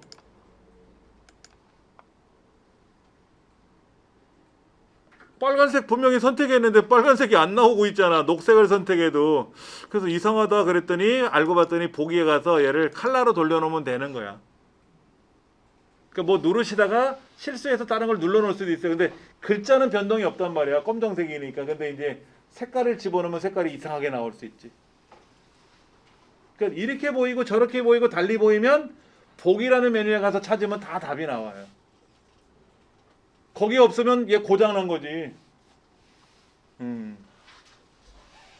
글꼴은 홈에서 하는 거예요. 글꼴은 홈.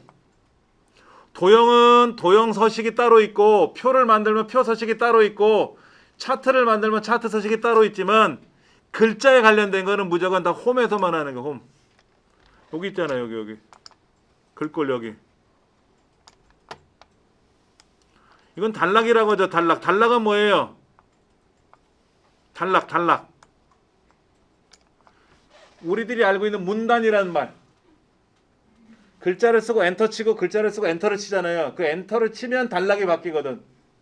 이거를 아래 한글에서는 다른 인터넷상에서는 다 문단이라고 하고 MS 계열 파워포인트나 여기에서는 단락이라고 표현해요. 문단이나 단락은 같은 말이에요. 그래서 이 글자가 가운데 맞춤, 가운데 오른쪽 맞춤, 왼쪽 맞춤 이런 거 하잖아요. 그렇죠? 이게 꾸밀 수도 있고 글자를 더 크게 해라 또는 작게 해라 글자의 색깔을 바꿔라 여기 다 있단 말이에요. 이렇게 글자 색깔을 바꾸는 기능이 다 있단 말이에요. 그렇죠? 또 진하게 해라 또는 밑줄을 쳐라 글자를 끼우러뜨려라 글꼴을 바꿔라 글꼴을 바꿔라 이런 게 있단 말이에요. 그렇죠?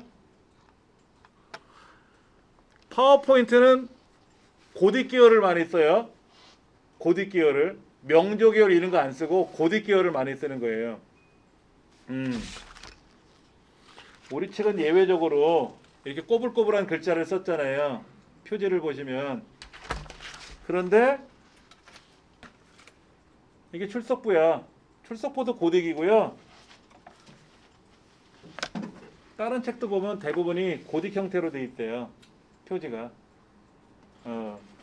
고딕으로 해놔야 돼. 고딕으로.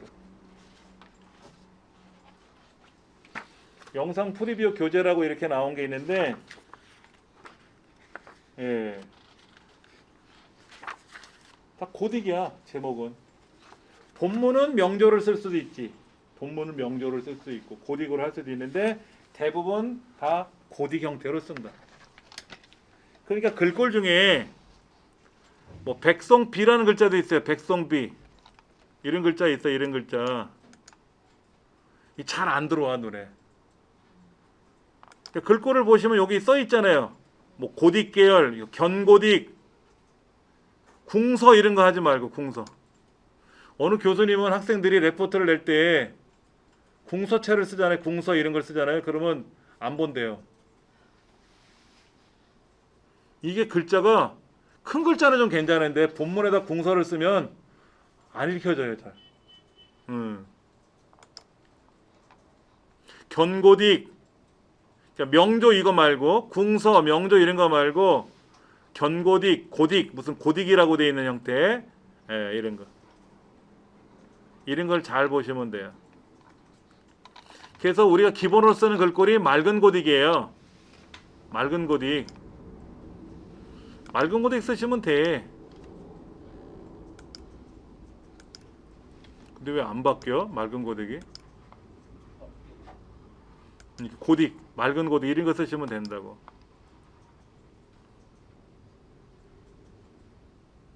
맑은 고딕 이런 거.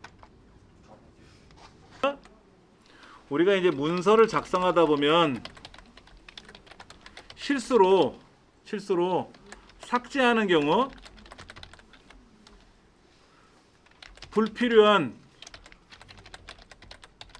행동을 하는 경우가 있어요.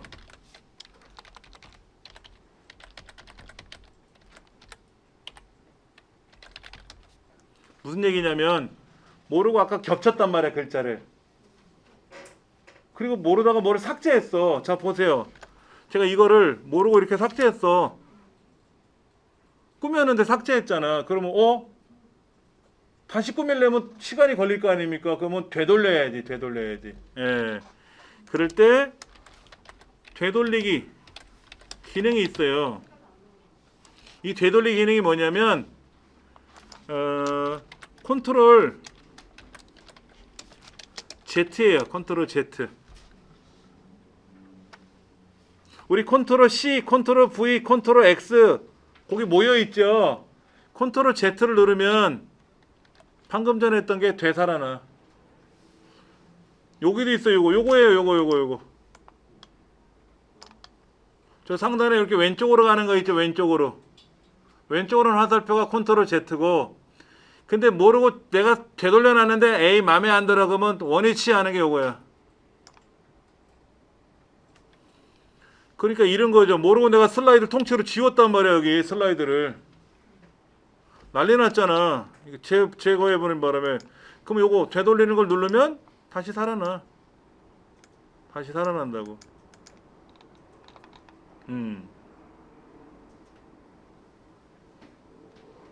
이거는 다 있어요. 어디든지 다 되는 거예요. 본래 컴퓨터 기능이니까 기억하시면 좋을 것 같아요. 예. 자, 글꼴을 선택할 때는 글자를 이렇게 블럭을 잡아서 글자만 블럭을 잡아서 꾸밀 수도 있고, 아니면 글자가 커서가 들어가면 안 돼. 커서가 이렇게 들어가 있으면 뭐가 선택된지를 모르잖아요. 블럭을 잡든지 이 글자가 들어간 글 상자를 선택하든지. 그 다음에 지금 여기 있는 게 저 위에 있는 맑은 고딕 얘가 지금 안 돌아가더라고. 밑에 있는 걸 선택하면 움직이죠. 마우스를 갖다 대면 어떤 글꼴인지가 나타나잖아. 이렇게 미리 보기 형태대로. 그래서 마음에 들면 뭐한다? 누르면 되는 거지. 네.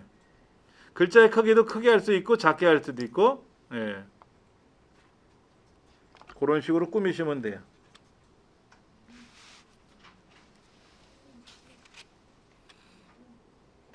여기 잠깐 보세요. 조선시대 부연설명, 일제강점기 부연설명, 이거 4줄을 블럭을 잡을 거예요.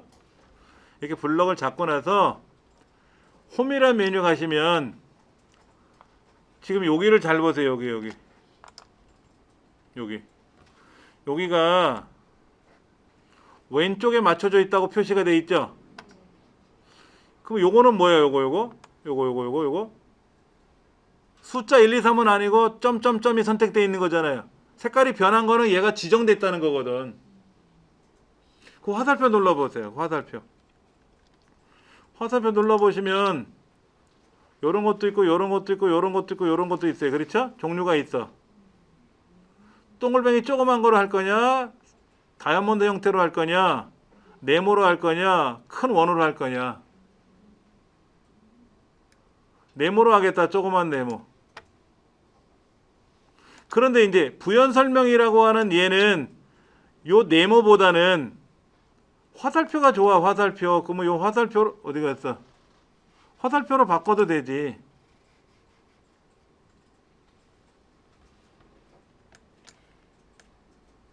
화살표로 바꾸면 조선시대 일제강점기 뭐 이거는 네모로 선택해주고 부연 설명으로 나와 있는 영역은 화살표로 글머리 기호라고 하는데 그걸 바꿔도 돼요. 근데 지금 얘가 우리 교재에 나와 있는 설명은 한꺼번에 블럭을 잡아서 하면 되는데 우리는 부연 설명이 위, 아래 따로따로 돼 있죠. 이러면 이제 블럭을 잡기가 불편하죠. 그냥 이렇게 블럭 잡으면 일제강점기도 끼잖아. 그래서 하나로 아까 전체를 블럭 잡을 땐 다 잡으면 되지만 여기 저기 블럭을 잡을 때 저는 지금 잡혔거든요. 알려드릴게요.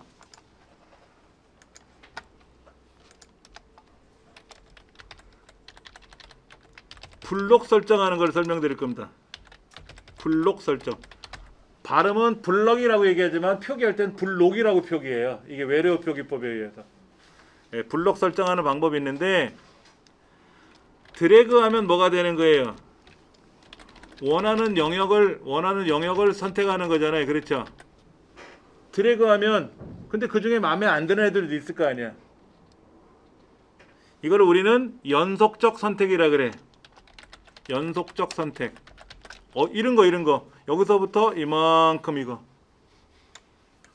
그런데 드래그하고 또 컨트롤 키 누른 상태에서 또 드래그하고 이렇게 할 수가 있어요. 이건 뭐냐면 비연속적 선택이라 그래요. 자, 보여드릴게요. 조선시대를 블럭 잡고 일제강점기라는 거를 또 블럭 잡고 싶은 거야. 그러면 연속이 아니죠. 그러면 조선시대를 블럭을 잡고 나서 컨트롤 키 누르고 일제강점기를 또 블럭 잡을 수가 있어요. 아래 한글에서는 안 돼요. 파워포인트만 되는 거예요. 좀 특이한 기능이야. 표가 되면 되는데 표는 아니잖아요. 얘가. 표를 가로 세로 이렇게 표를 줄을 쳐서 표를 만들면 컨트롤 키를 눌러서 여기저기 선택이 돼요. 다. 엑셀도 되고 다 되는데 이렇게 글자를 썼을 때 여기 블럭 잡고 여기를 블럭 잡으려고 그러면요. 여기 블럭이면 여기 블럭이지 저기 블럭이 안 돼요. 메모장 같은 데는. 근데 파워포인트는 부연 설명 블럭 잡고 컨트롤 키 누르고 또 부연 설명 잡으면 여기저기 비연속적으로 블럭이 잡혀요. 그래서 글꼴을 얘만 따로 지정해 줄 수가 있죠. 얘만 따로 블럭을 글자를 바꿔줄 수도 있고 크기도 얘만 따로 조정해 줄 수도 있고 얘만 글머리 기호를 바꿀 수도 있고 그렇게 한번 해보시는 거예요. 그리고 아까 탭키를 누르면 어떻게 한다 그랬어요? 탭키 수준이 내려간다 그랬고 쉬프트 탭을 누르면 수준이 올라간다 그랬잖아요. 그렇죠? 예. 근데 지금 다 검정색이잖아. 다 검정색이잖아요. 그렇죠? 이 글머리 기호에 보면 모양새를 바꾸는 것도 있지만 밑에 글머리 기호 및 번호 매기기라는 기능에 들어가서 색깔도 바꿀 수가 있어요. 색깔도. 기호의 색깔을 바꿀 수가 있다고. 어디 가서 여기. 글머리 기호 및 번호 매기라는 데 들어가 보면 저 기호 말고 또 다른 기호를 선택할 수도 있고 색깔도 바꿀 수 있고 크기도 바꿀 수도 있고 다 지정할 수가 있어요.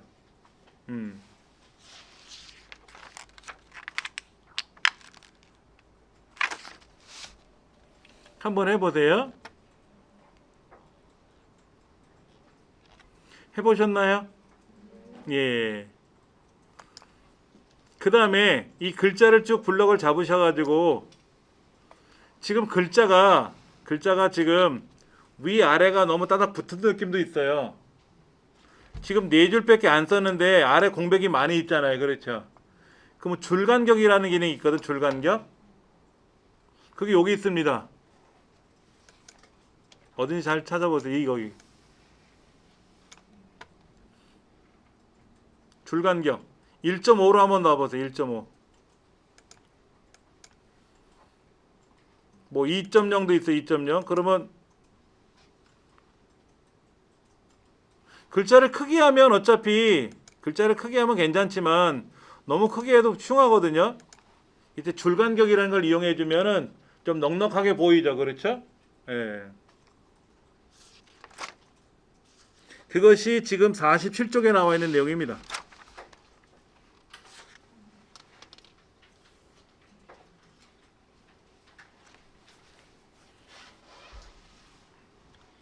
자, 슬라이드를 하나 더 만들어 볼게요. 새 슬라이드 화살표 눌러서 제목 및 내용을 다시 가볼 겁니다. 여기다 다시 뭐라고 쓸 거냐면 비빔밥의 종류라고 한번 써볼 거예요. 비빔밥의 종류라고 써볼 겁니다.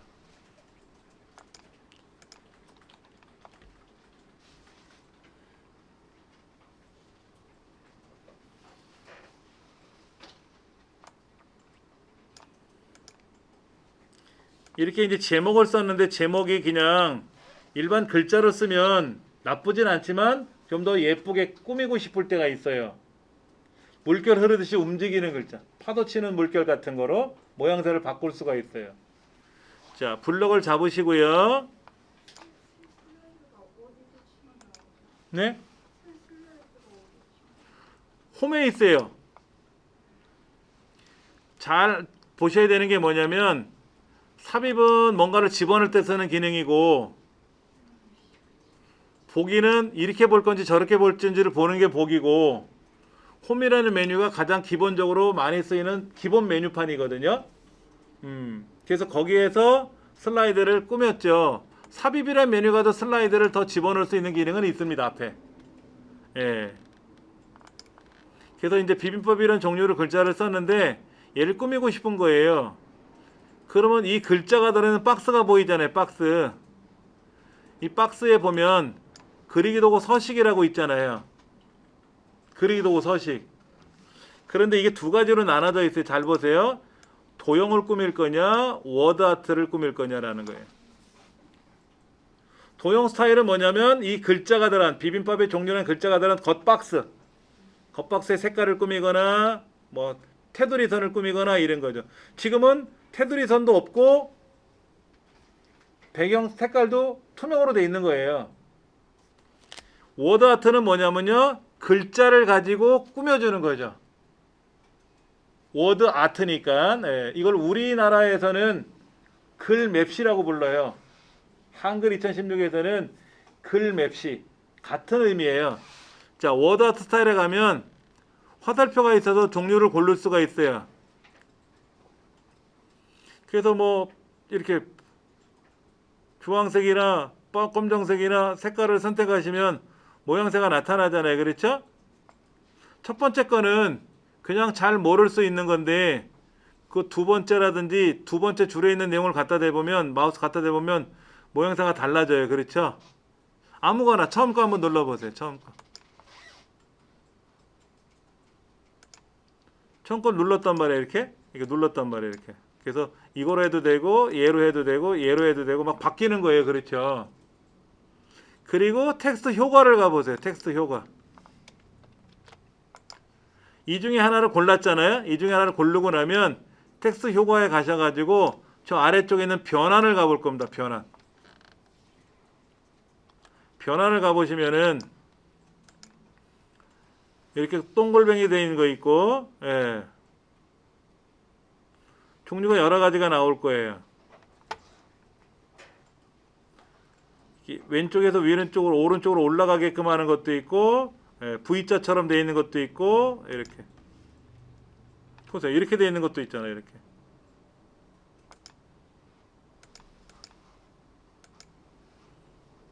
종류가 되게 많아져요. 이제 변환에 가보면요, 예,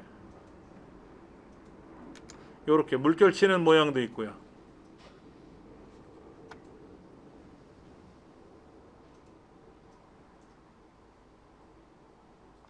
그리고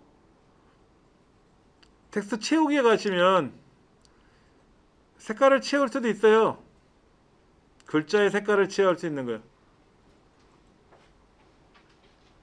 그리고 윤곽선, 테두리 선도 바꿀 수가 있어요. 테두리 선도.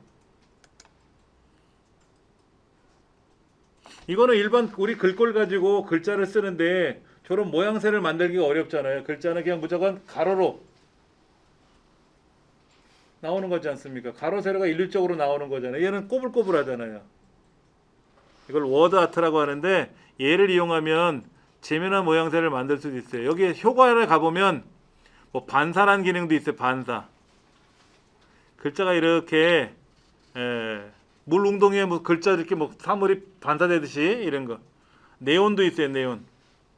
글자를 뭐 블링블링하게 꾸미는 기능도 있습니다. 입체 효과로 들어가 보면 3차원으로 보이게 할 수도 있어요. 주로 이 변환이라는 곳에 가면 모양새가 되게 많은데 이런 것 중에 하나를 선택하시면 좋아요. 이 글자의 크기도 조정할 수도 있어요. 얘가 아까는 글자가 조금 했었잖아요. 그런데 이거를 사용하니까 어떻게 됐어요? 크게 됐잖아요. 크게 된 게 면 글상자 크기만큼 알아서 커져요. 너무 크면 또 그렇잖아. 그러면 여기 8군데 조절점이 나타나니까 조절점을 이용해서 이렇게 조절하면 글자가 또 작아져요.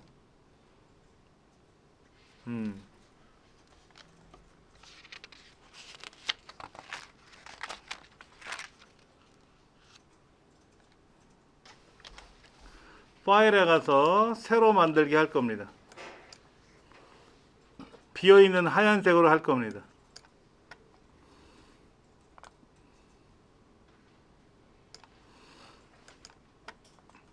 슬라이드가 지금 이렇게 만들어졌는데 우리가 배경 그림 하나 넣고 싶어요.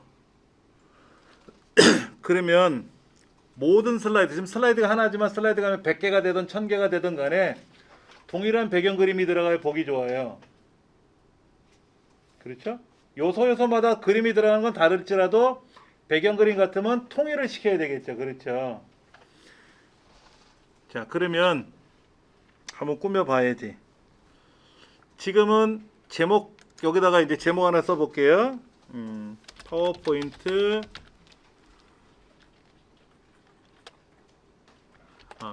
슬라이드 마스터라고 써볼게요. 슬라이드 마스터라고 써볼게요.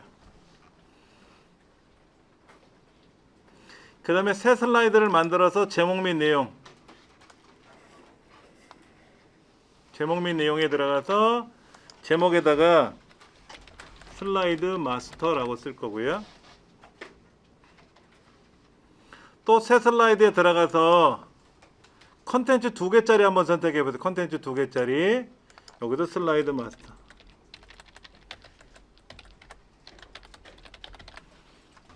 또 새 슬라이드에 들어가서 비교라고 하는 슬라이드가 있어요. 여기도 똑같은 거를 써보세요. 또 새 슬라이드에 들어가시면 제목만이라는 것도 있어요. 제목만. 걔도 똑같이 이렇게 써볼 거예요. 글자 쓰기 귀찮으시면 뭐 1, 2, 3 숫자 쓰셔도 상관없습니다. 예.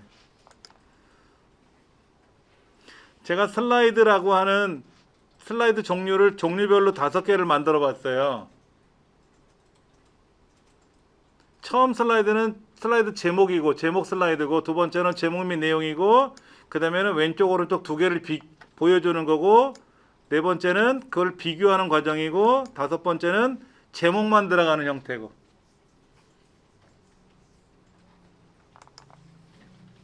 그런데 여기에 글꼴의 색깔을 통일하고 싶어요. 파란색으로. 그 다음에 요런 슬라이드 잘 보시면 요거 얘가 가운데가 아니죠. 왼쪽이잖아요. 제목이. 다른 슬라이드 제목이 왼쪽에 있잖아요. 다 중간에 놓고 싶어요. 그러면 내가 원하는 곳에 가서 클릭해 놓고 중간 가운데 맞춤하면 되는데, 슬라이드가 한 개가 아니라 100개, 1000개가 되면 1000군데를 계속 가운데를 해야 될 거 아닙니까? 다 가운데를 했다가 보니까 에이 왼쪽으로 다시 돌릴래 그러면 1000번을 다시 다 왼쪽 눌러야 될 거 아닙니까? 얼마나 귀찮아. 글꼴의 색깔을 빨주노초 파란보로 하면 안 돼요. 통일을 시켜야 되거든요. 이때 슬라이드마다 조정하려면 너무 어려우니까 이걸 한꺼번에 조정하는 기능이 있어요. 그거를 우리는 이 교재에 나와 있는 대로 마스터라 그래요. 한번 해볼 겁니다. 보기라는 메뉴 가시면 슬라이드 마스터라고 있어요.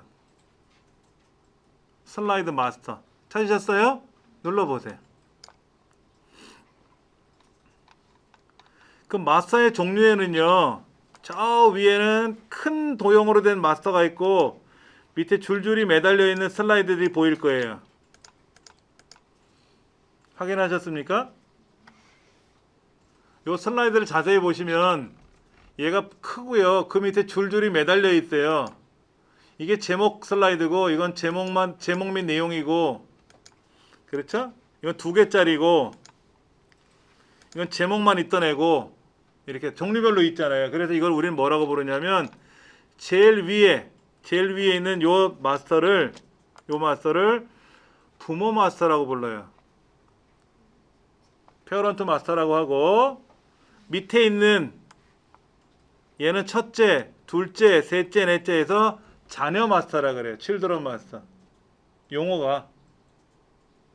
그런데 부모의 머리카락이 빨간색이면 자녀도 머리카락이 빨간색으로 이어받죠. 상속을 하잖아, 상속.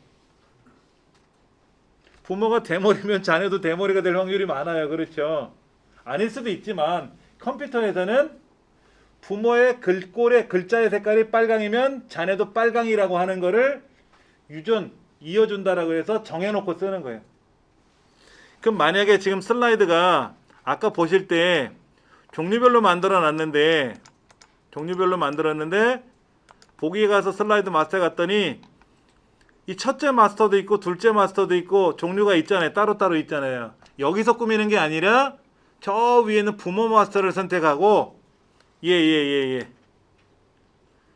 부모 마스터에 있는 글자 있잖아요. 글자. 얘를 가운데로 놓는 거야. 홈에 가서 가운데 맞춤을 딱 할 거예요. 그리고 얘를 저 천장에다 붙일 거예요. 천장에다 붙일 거야. 그리고 이 너비를 왼쪽 오른쪽으로 다 펼 거야.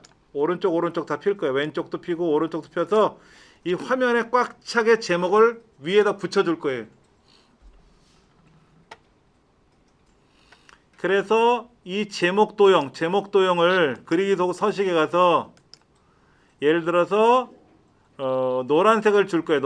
노란색을 채울 거예요. 글자 색깔은 홈에서 바꾼다 그랬어요. 글자 색깔은 홈에서 바꾸는데 빨강으로 바꿀 거예요. 좀 크게 할 거야. 60이란 크기로 할 거예요. 60.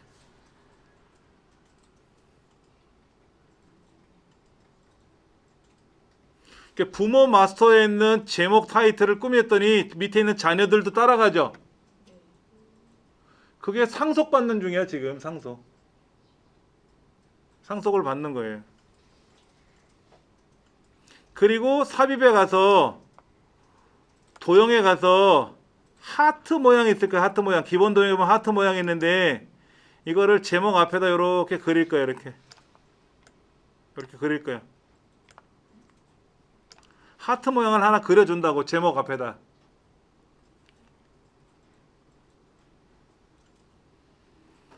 부모가 꾸미는 거야 지금. 부모를 꾸미면 밑에 있는 자녀들은 어때요? 다 따라가. 다 따라가. 다 따라가게 돼 있어. 예.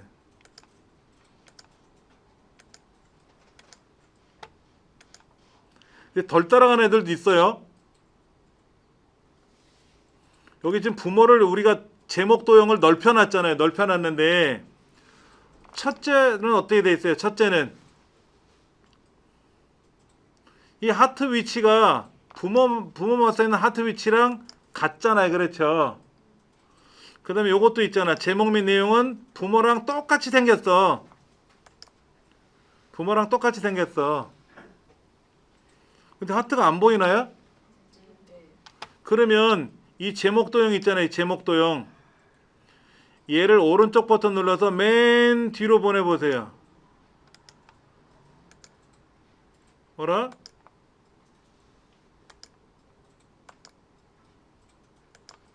왜 하트가 안 왔지? 다른 애들 하트가 왔는데. 예. 그럼 하트 뺍시다. 기분 나빠. 잠깐만. 하트를 여기다 집어넣으면 어떨까? 여기다 이렇게 집어넣으면. 여기다 집어넣으면 다 나오는데 제목에다 집어넣으니까 가려졌어. 사실은 마스터를 빠져나오면 다 보여요. 자, 제가 이거를요. 이 제목 하트 있었잖아요. 이 하트를 아래쪽에다 이 도형 아래쪽에다 이렇게 내려놓으면은 보일 거예요. 다 다른 애들도.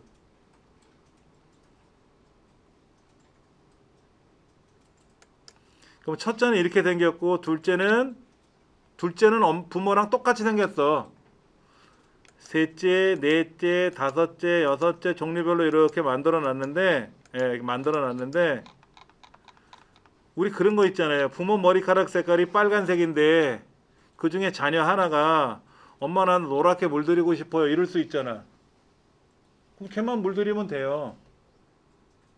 그렇지.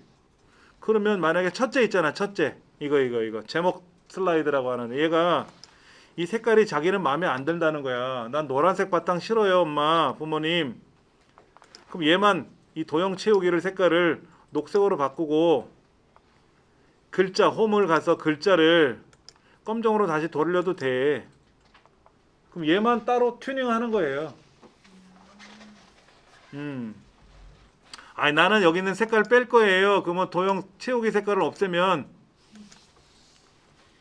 얘는 그냥 검정 글자가 되는 거지. 대신에 이마 왼쪽에 하트 점이 있었어. 그럼 부모로부터 물려받은 거니까 그대로 있어도 되고 이 점도 뺄 수도 있어요. 근데 이 점을 선택이 안 됩니다. 이건 부모한테 받은 점이니까 부모에 가서 얘를 선택하면 되도 자녀들한테는 이 하트를 선택을 못 해요. 대신에 여기다가 배경 그래픽 숨기기를 누르면 배경 그래픽 숨기기라고 하는 걸 누르면 부모로 받은 하트든 뭐든 도형 같은 게 다 사라져. 어떤 거는 받고 어떤 건 안 받고 이런 건 없어요. 받으려면 다 받는 거고 안 받으려면 싹 안 받는 거지. 나머지는 이상이 없어. 첫째만 좀 유난히 이렇게 바꾸고 싶었나 봐. 오케이. 그리고 마스터 보기 닫기를 눌러보세요. 그럼 첫째는 원래대로 검정을 그대로 유지했고 모양색 어때요? 그대로 따라가고 있잖아요. 그렇죠? 따라가고 있잖아. 그러다가 홈에 가서 새로운 슬라이드가 필요하면 원하는 슬라이드를 꾸미면 되는데 여기도 색깔이 변해 있잖아요.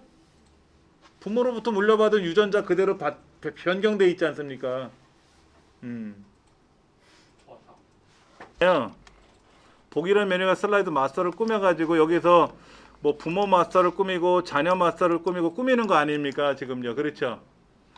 이거는 유전자 조작하는 거야. 여기서 글 쓰는 게 아니라 여기는 모양만 꾸미는 거예요. 모양만. 그러면 이제 아까 원래 글 쓰던 공간이 있었잖아요.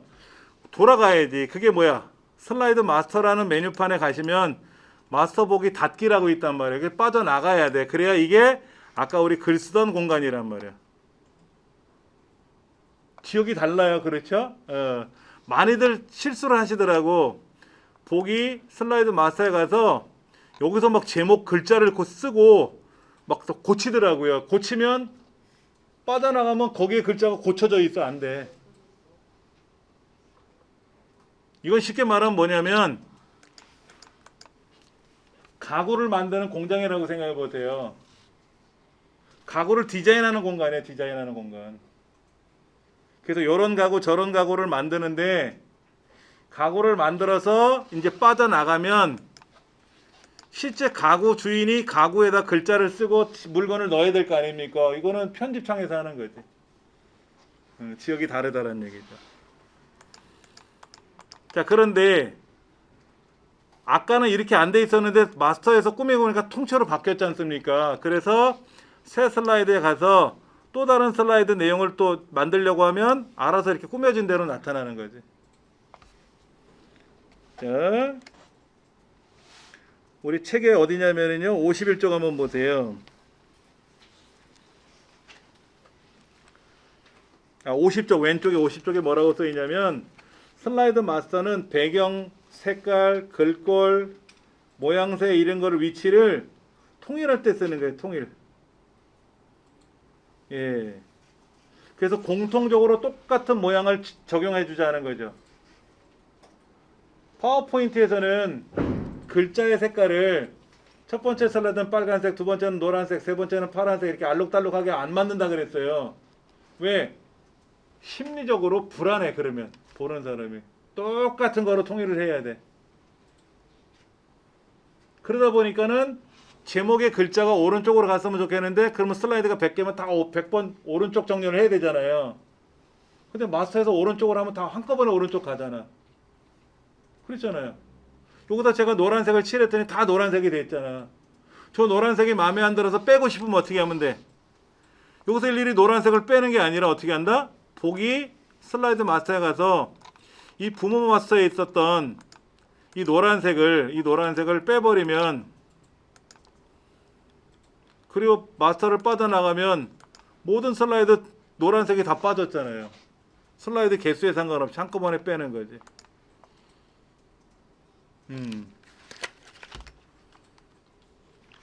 그래서 슬라이드 마스터라는 곳에 가서 오른쪽 페이지 가니까 슬라이드 마스터에 가서 공통적으로 모양새를 꾸미는 거를 해보자 이거지.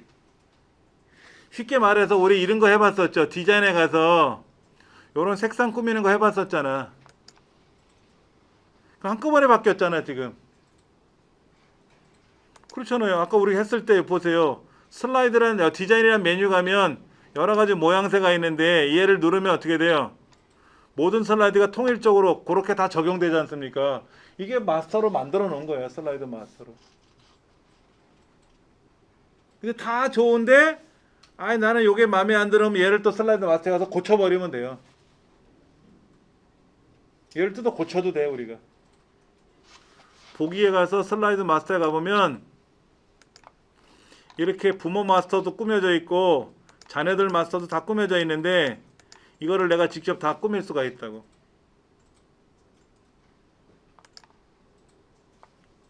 아까 여기 하트 집어넣은 거 그대로 유지되고 있잖아요. 하트를 넣은 거는 그대로 유지가 되고 있지. 이건 내가 넣은 거니까.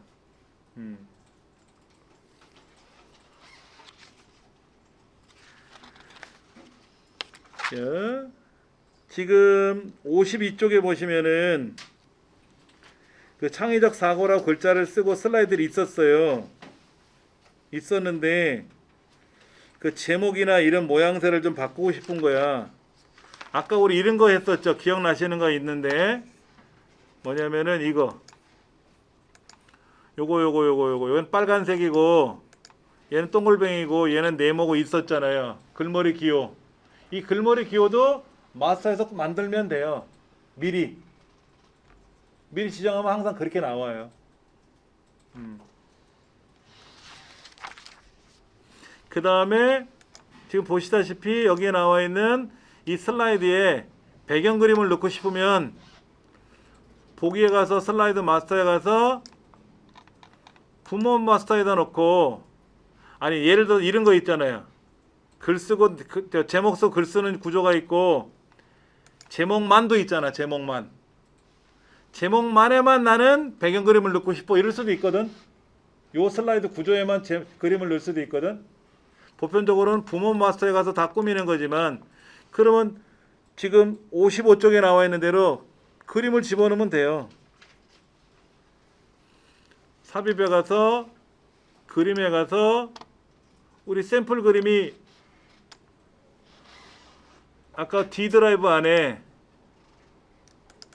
EPH2014 안에 파워포인트 안에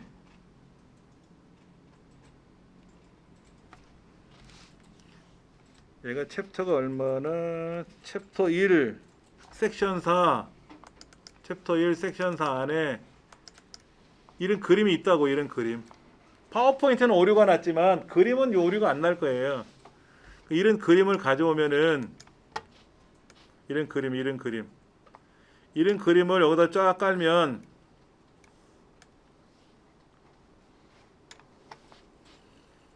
대신에 이제 그림을 어떻게 해야 돼? 맨 뒤로 보내주면 좋지. 맨 뒤로 보내주면 그림이 뒤에 보이고 이제 글 쓰는 난이 앞에 있겠지.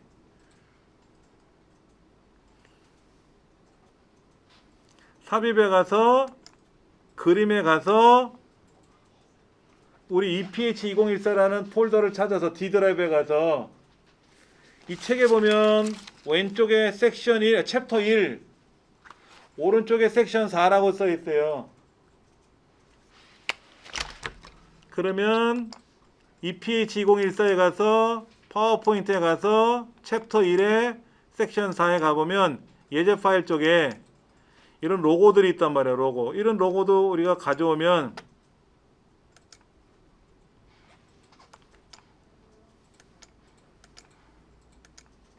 이런 로고가 들어왔단 말이에요. 이런 로고를 우리가 왼쪽 위에다 이렇게 딱 고정하겠다라고 하면 항상 요 그림이 뜨겠지. 그리고 슬라이드 마스터에 가서 슬라이드 보기 닫기를 눌러서 빠져나가면 보세요. 배경 그림이 다 적용됐잖아. 아까 첫째는 뭐라 그랬어요? 배경 그림 안 가져온다 그랬잖아. 부모로부터 받은 그림 안 가져온다 그랬잖아요. 그러니까 로고도 안 들어가고 그림도 안 들어간 거야. 그러나 나머지 슬라이드 구조는 어때요? 그대로 적용이 됐잖아. 하트도 들어갔고 로고도 집어넣고 배경 그림도 뒤에 들어갔고.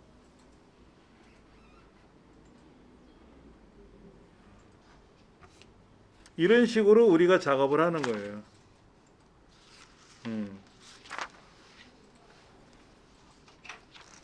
그런데 다시 한번 가보세요. 보기에 가서 슬라이드 마스터 한번 가보세요. 부모 마스터로 돌아가서 보면은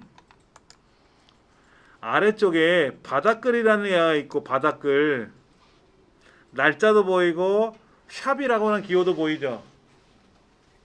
화면에. 그렇죠. 샵은 뭐냐면 슬라이드 번호예요. 1번, 2번, 3번, 4번 번호를 보여주는 거고, 날짜는 이 문서를 지금 만들고 있는 지금 날짜가 보이는 거야. 그리고 바닥글이라고 해서 공통 메시지를 넣고 싶은 건데 아직 지정은 안 해놨어요. 그래서 기능은 들어가 있지만 설정을 안 했기 때문에 아까 날짜도 안 보였던 거지. 그런데 우리가 발표를 할 때 날짜를 꼭 보여주고 싶다든지, 아니면 항상 메시지를 잘 먹고 잘 살자라고 메시지가 나오면 좋겠다 이거야. 그게 공통 메시지를 바닥글이라고 부르고, 날짜가 보이고 샵이라고 하는 슬라이드 번호 기능은 있는데 활성화를 안 시킨 것 뿐이에요. 그것이 지금 61쪽에 활성화시키는 기능을 설명하는 거예요. 이거는 마스터에서 해도 되고 어디 가서 상관없어요. 반드시 삽입에 가서 머리글 바닥글을 누르시는 거예요. 그런데 잠깐 보세요. 여기 있는 샵이 슬라이드 번호라 그랬잖아요. 얘를 나는 위로 올리고 싶어. 그럼 얘를 올리면 돼요. 그럼 위에 나타나는 거야. 날짜를 나는 왼쪽으로 보내고 싶으면 왼쪽에 날짜가 나오겠지. 위치나 그거는 어디서? 마스터에서 꾸미는 거고, 그 날짜가 보이게끔 명령을 걸거나 슬라이드 번호가 보이도록 명령을 거는 거는 이 책에 나와 있는 대로 삽입에 있는 머리글 바닥글을 눌러야 돼요. 구조 꾸미는 거는 마스터고 이 기능을 활성화시키는 거는 머리글 바닥글이에요. 그럼 여기 한번 보세요. 날짜 몇 시간을 넣을 거냐 선택이 안 돼 있죠. 그러니까 날짜가 안 보인 것 뿐이야. 근데 머리글 날짜 몇 시간을 선택하면 자동으로 날짜가 보이고 슬라이드 번호도 보여주겠느냐? 보여주겠다라고 하면 보여주는 거고, 바닥글 내용을 선택하고 여기다가 잘 먹고 잘 살자라고 쓰면, 잘 먹고 잘 살자라고 쓰면 그 메시지가 항상 나오는 거지. 그 메시지의 위치는 마스터에서 꾸미시는 거라 그랬어요. 근데 보통 제목 슬라이드는 안 나와. 표지에는 안 나오는 게 보기 좋거든. 그럼 밑에 제목 슬라이드에는 표시하지 마세요 라고 체크하시면 돼요. 자 보세요. 아까 제가 이렇게 했거든. 슬라이드 번호가 어디 있었냐면 밑에 있었단 말이에요. 밑에 여기는 슬라이드 번호, 슬라이드 번호를 밑에 있던 거를 제가 여기다 올려놨어요. 올려놨어 저는. 그래서 저는 여기 미리 보기 보면 여기 슬라이드 번호 여기 나타난다고 나온 거예요. 위치를 제가 바꾼 거지. 위치 바꾸는 건 어디에서? 마스터에서 하는 거고, 그 슬라이드가 나오게 하는 거는 머리글 바닥글에서 이 부분이지. 이 부분 슬라이드 번호를 보여주겠느냐, 얘를 해제하면 안 보이는 거고 선택하니까 번호가 보이는 거고, 날짜를 보여주겠느냐, 날짜가 보이는 영역이 이렇게 있었단 말이에요. 그렇죠? 이 위치는 마스터에서 꾸미시면 되고 위치는 바꾸셔도 되고, 매번 똑같이 잘 먹고 잘 살자는 메시지가 나오게 하고 싶다, 바닥글. 우리 책에 보시면 여기 똑같은 메시지가 나오잖아. 오른쪽 왼쪽에.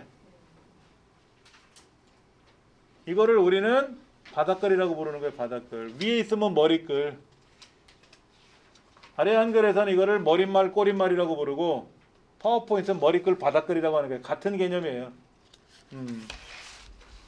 근데 첫 번째 표지에는 안 나오는 게 보기 좋더라 이거지. 그래서 제목 슬라이드에는 표시하지 마세요 라고 체크했어요. 모두 적용 눌러보세요. 그리고 마스터를 빠져나가는 거예요. 마스터는 머리글 바닥글하고 상관없는 애예요. 위치를 바꾸려고 한 거지. 슬라이드 번호나 날짜 영역을. 그러면 첫 번째는 안 나오는데 두 번째는 여기 나와. 슬라이드 번호 여기 나왔네. 근데 얘가 왜 여기 나와? 아까 올려놨는데. 여기 보세요. 잘 먹고 잘 살다 나왔죠? 날짜도 나왔죠? 이렇게 다 나오잖아. 나오기 싫으면, 야 나오는 거 보기 별로 안 좋다 그러면 어떻게 해? 삽입에 가서 슬라이드 마스터에 가서 정정 머리글 바닥글에 가서 바꿔줄 수가 있는 거지.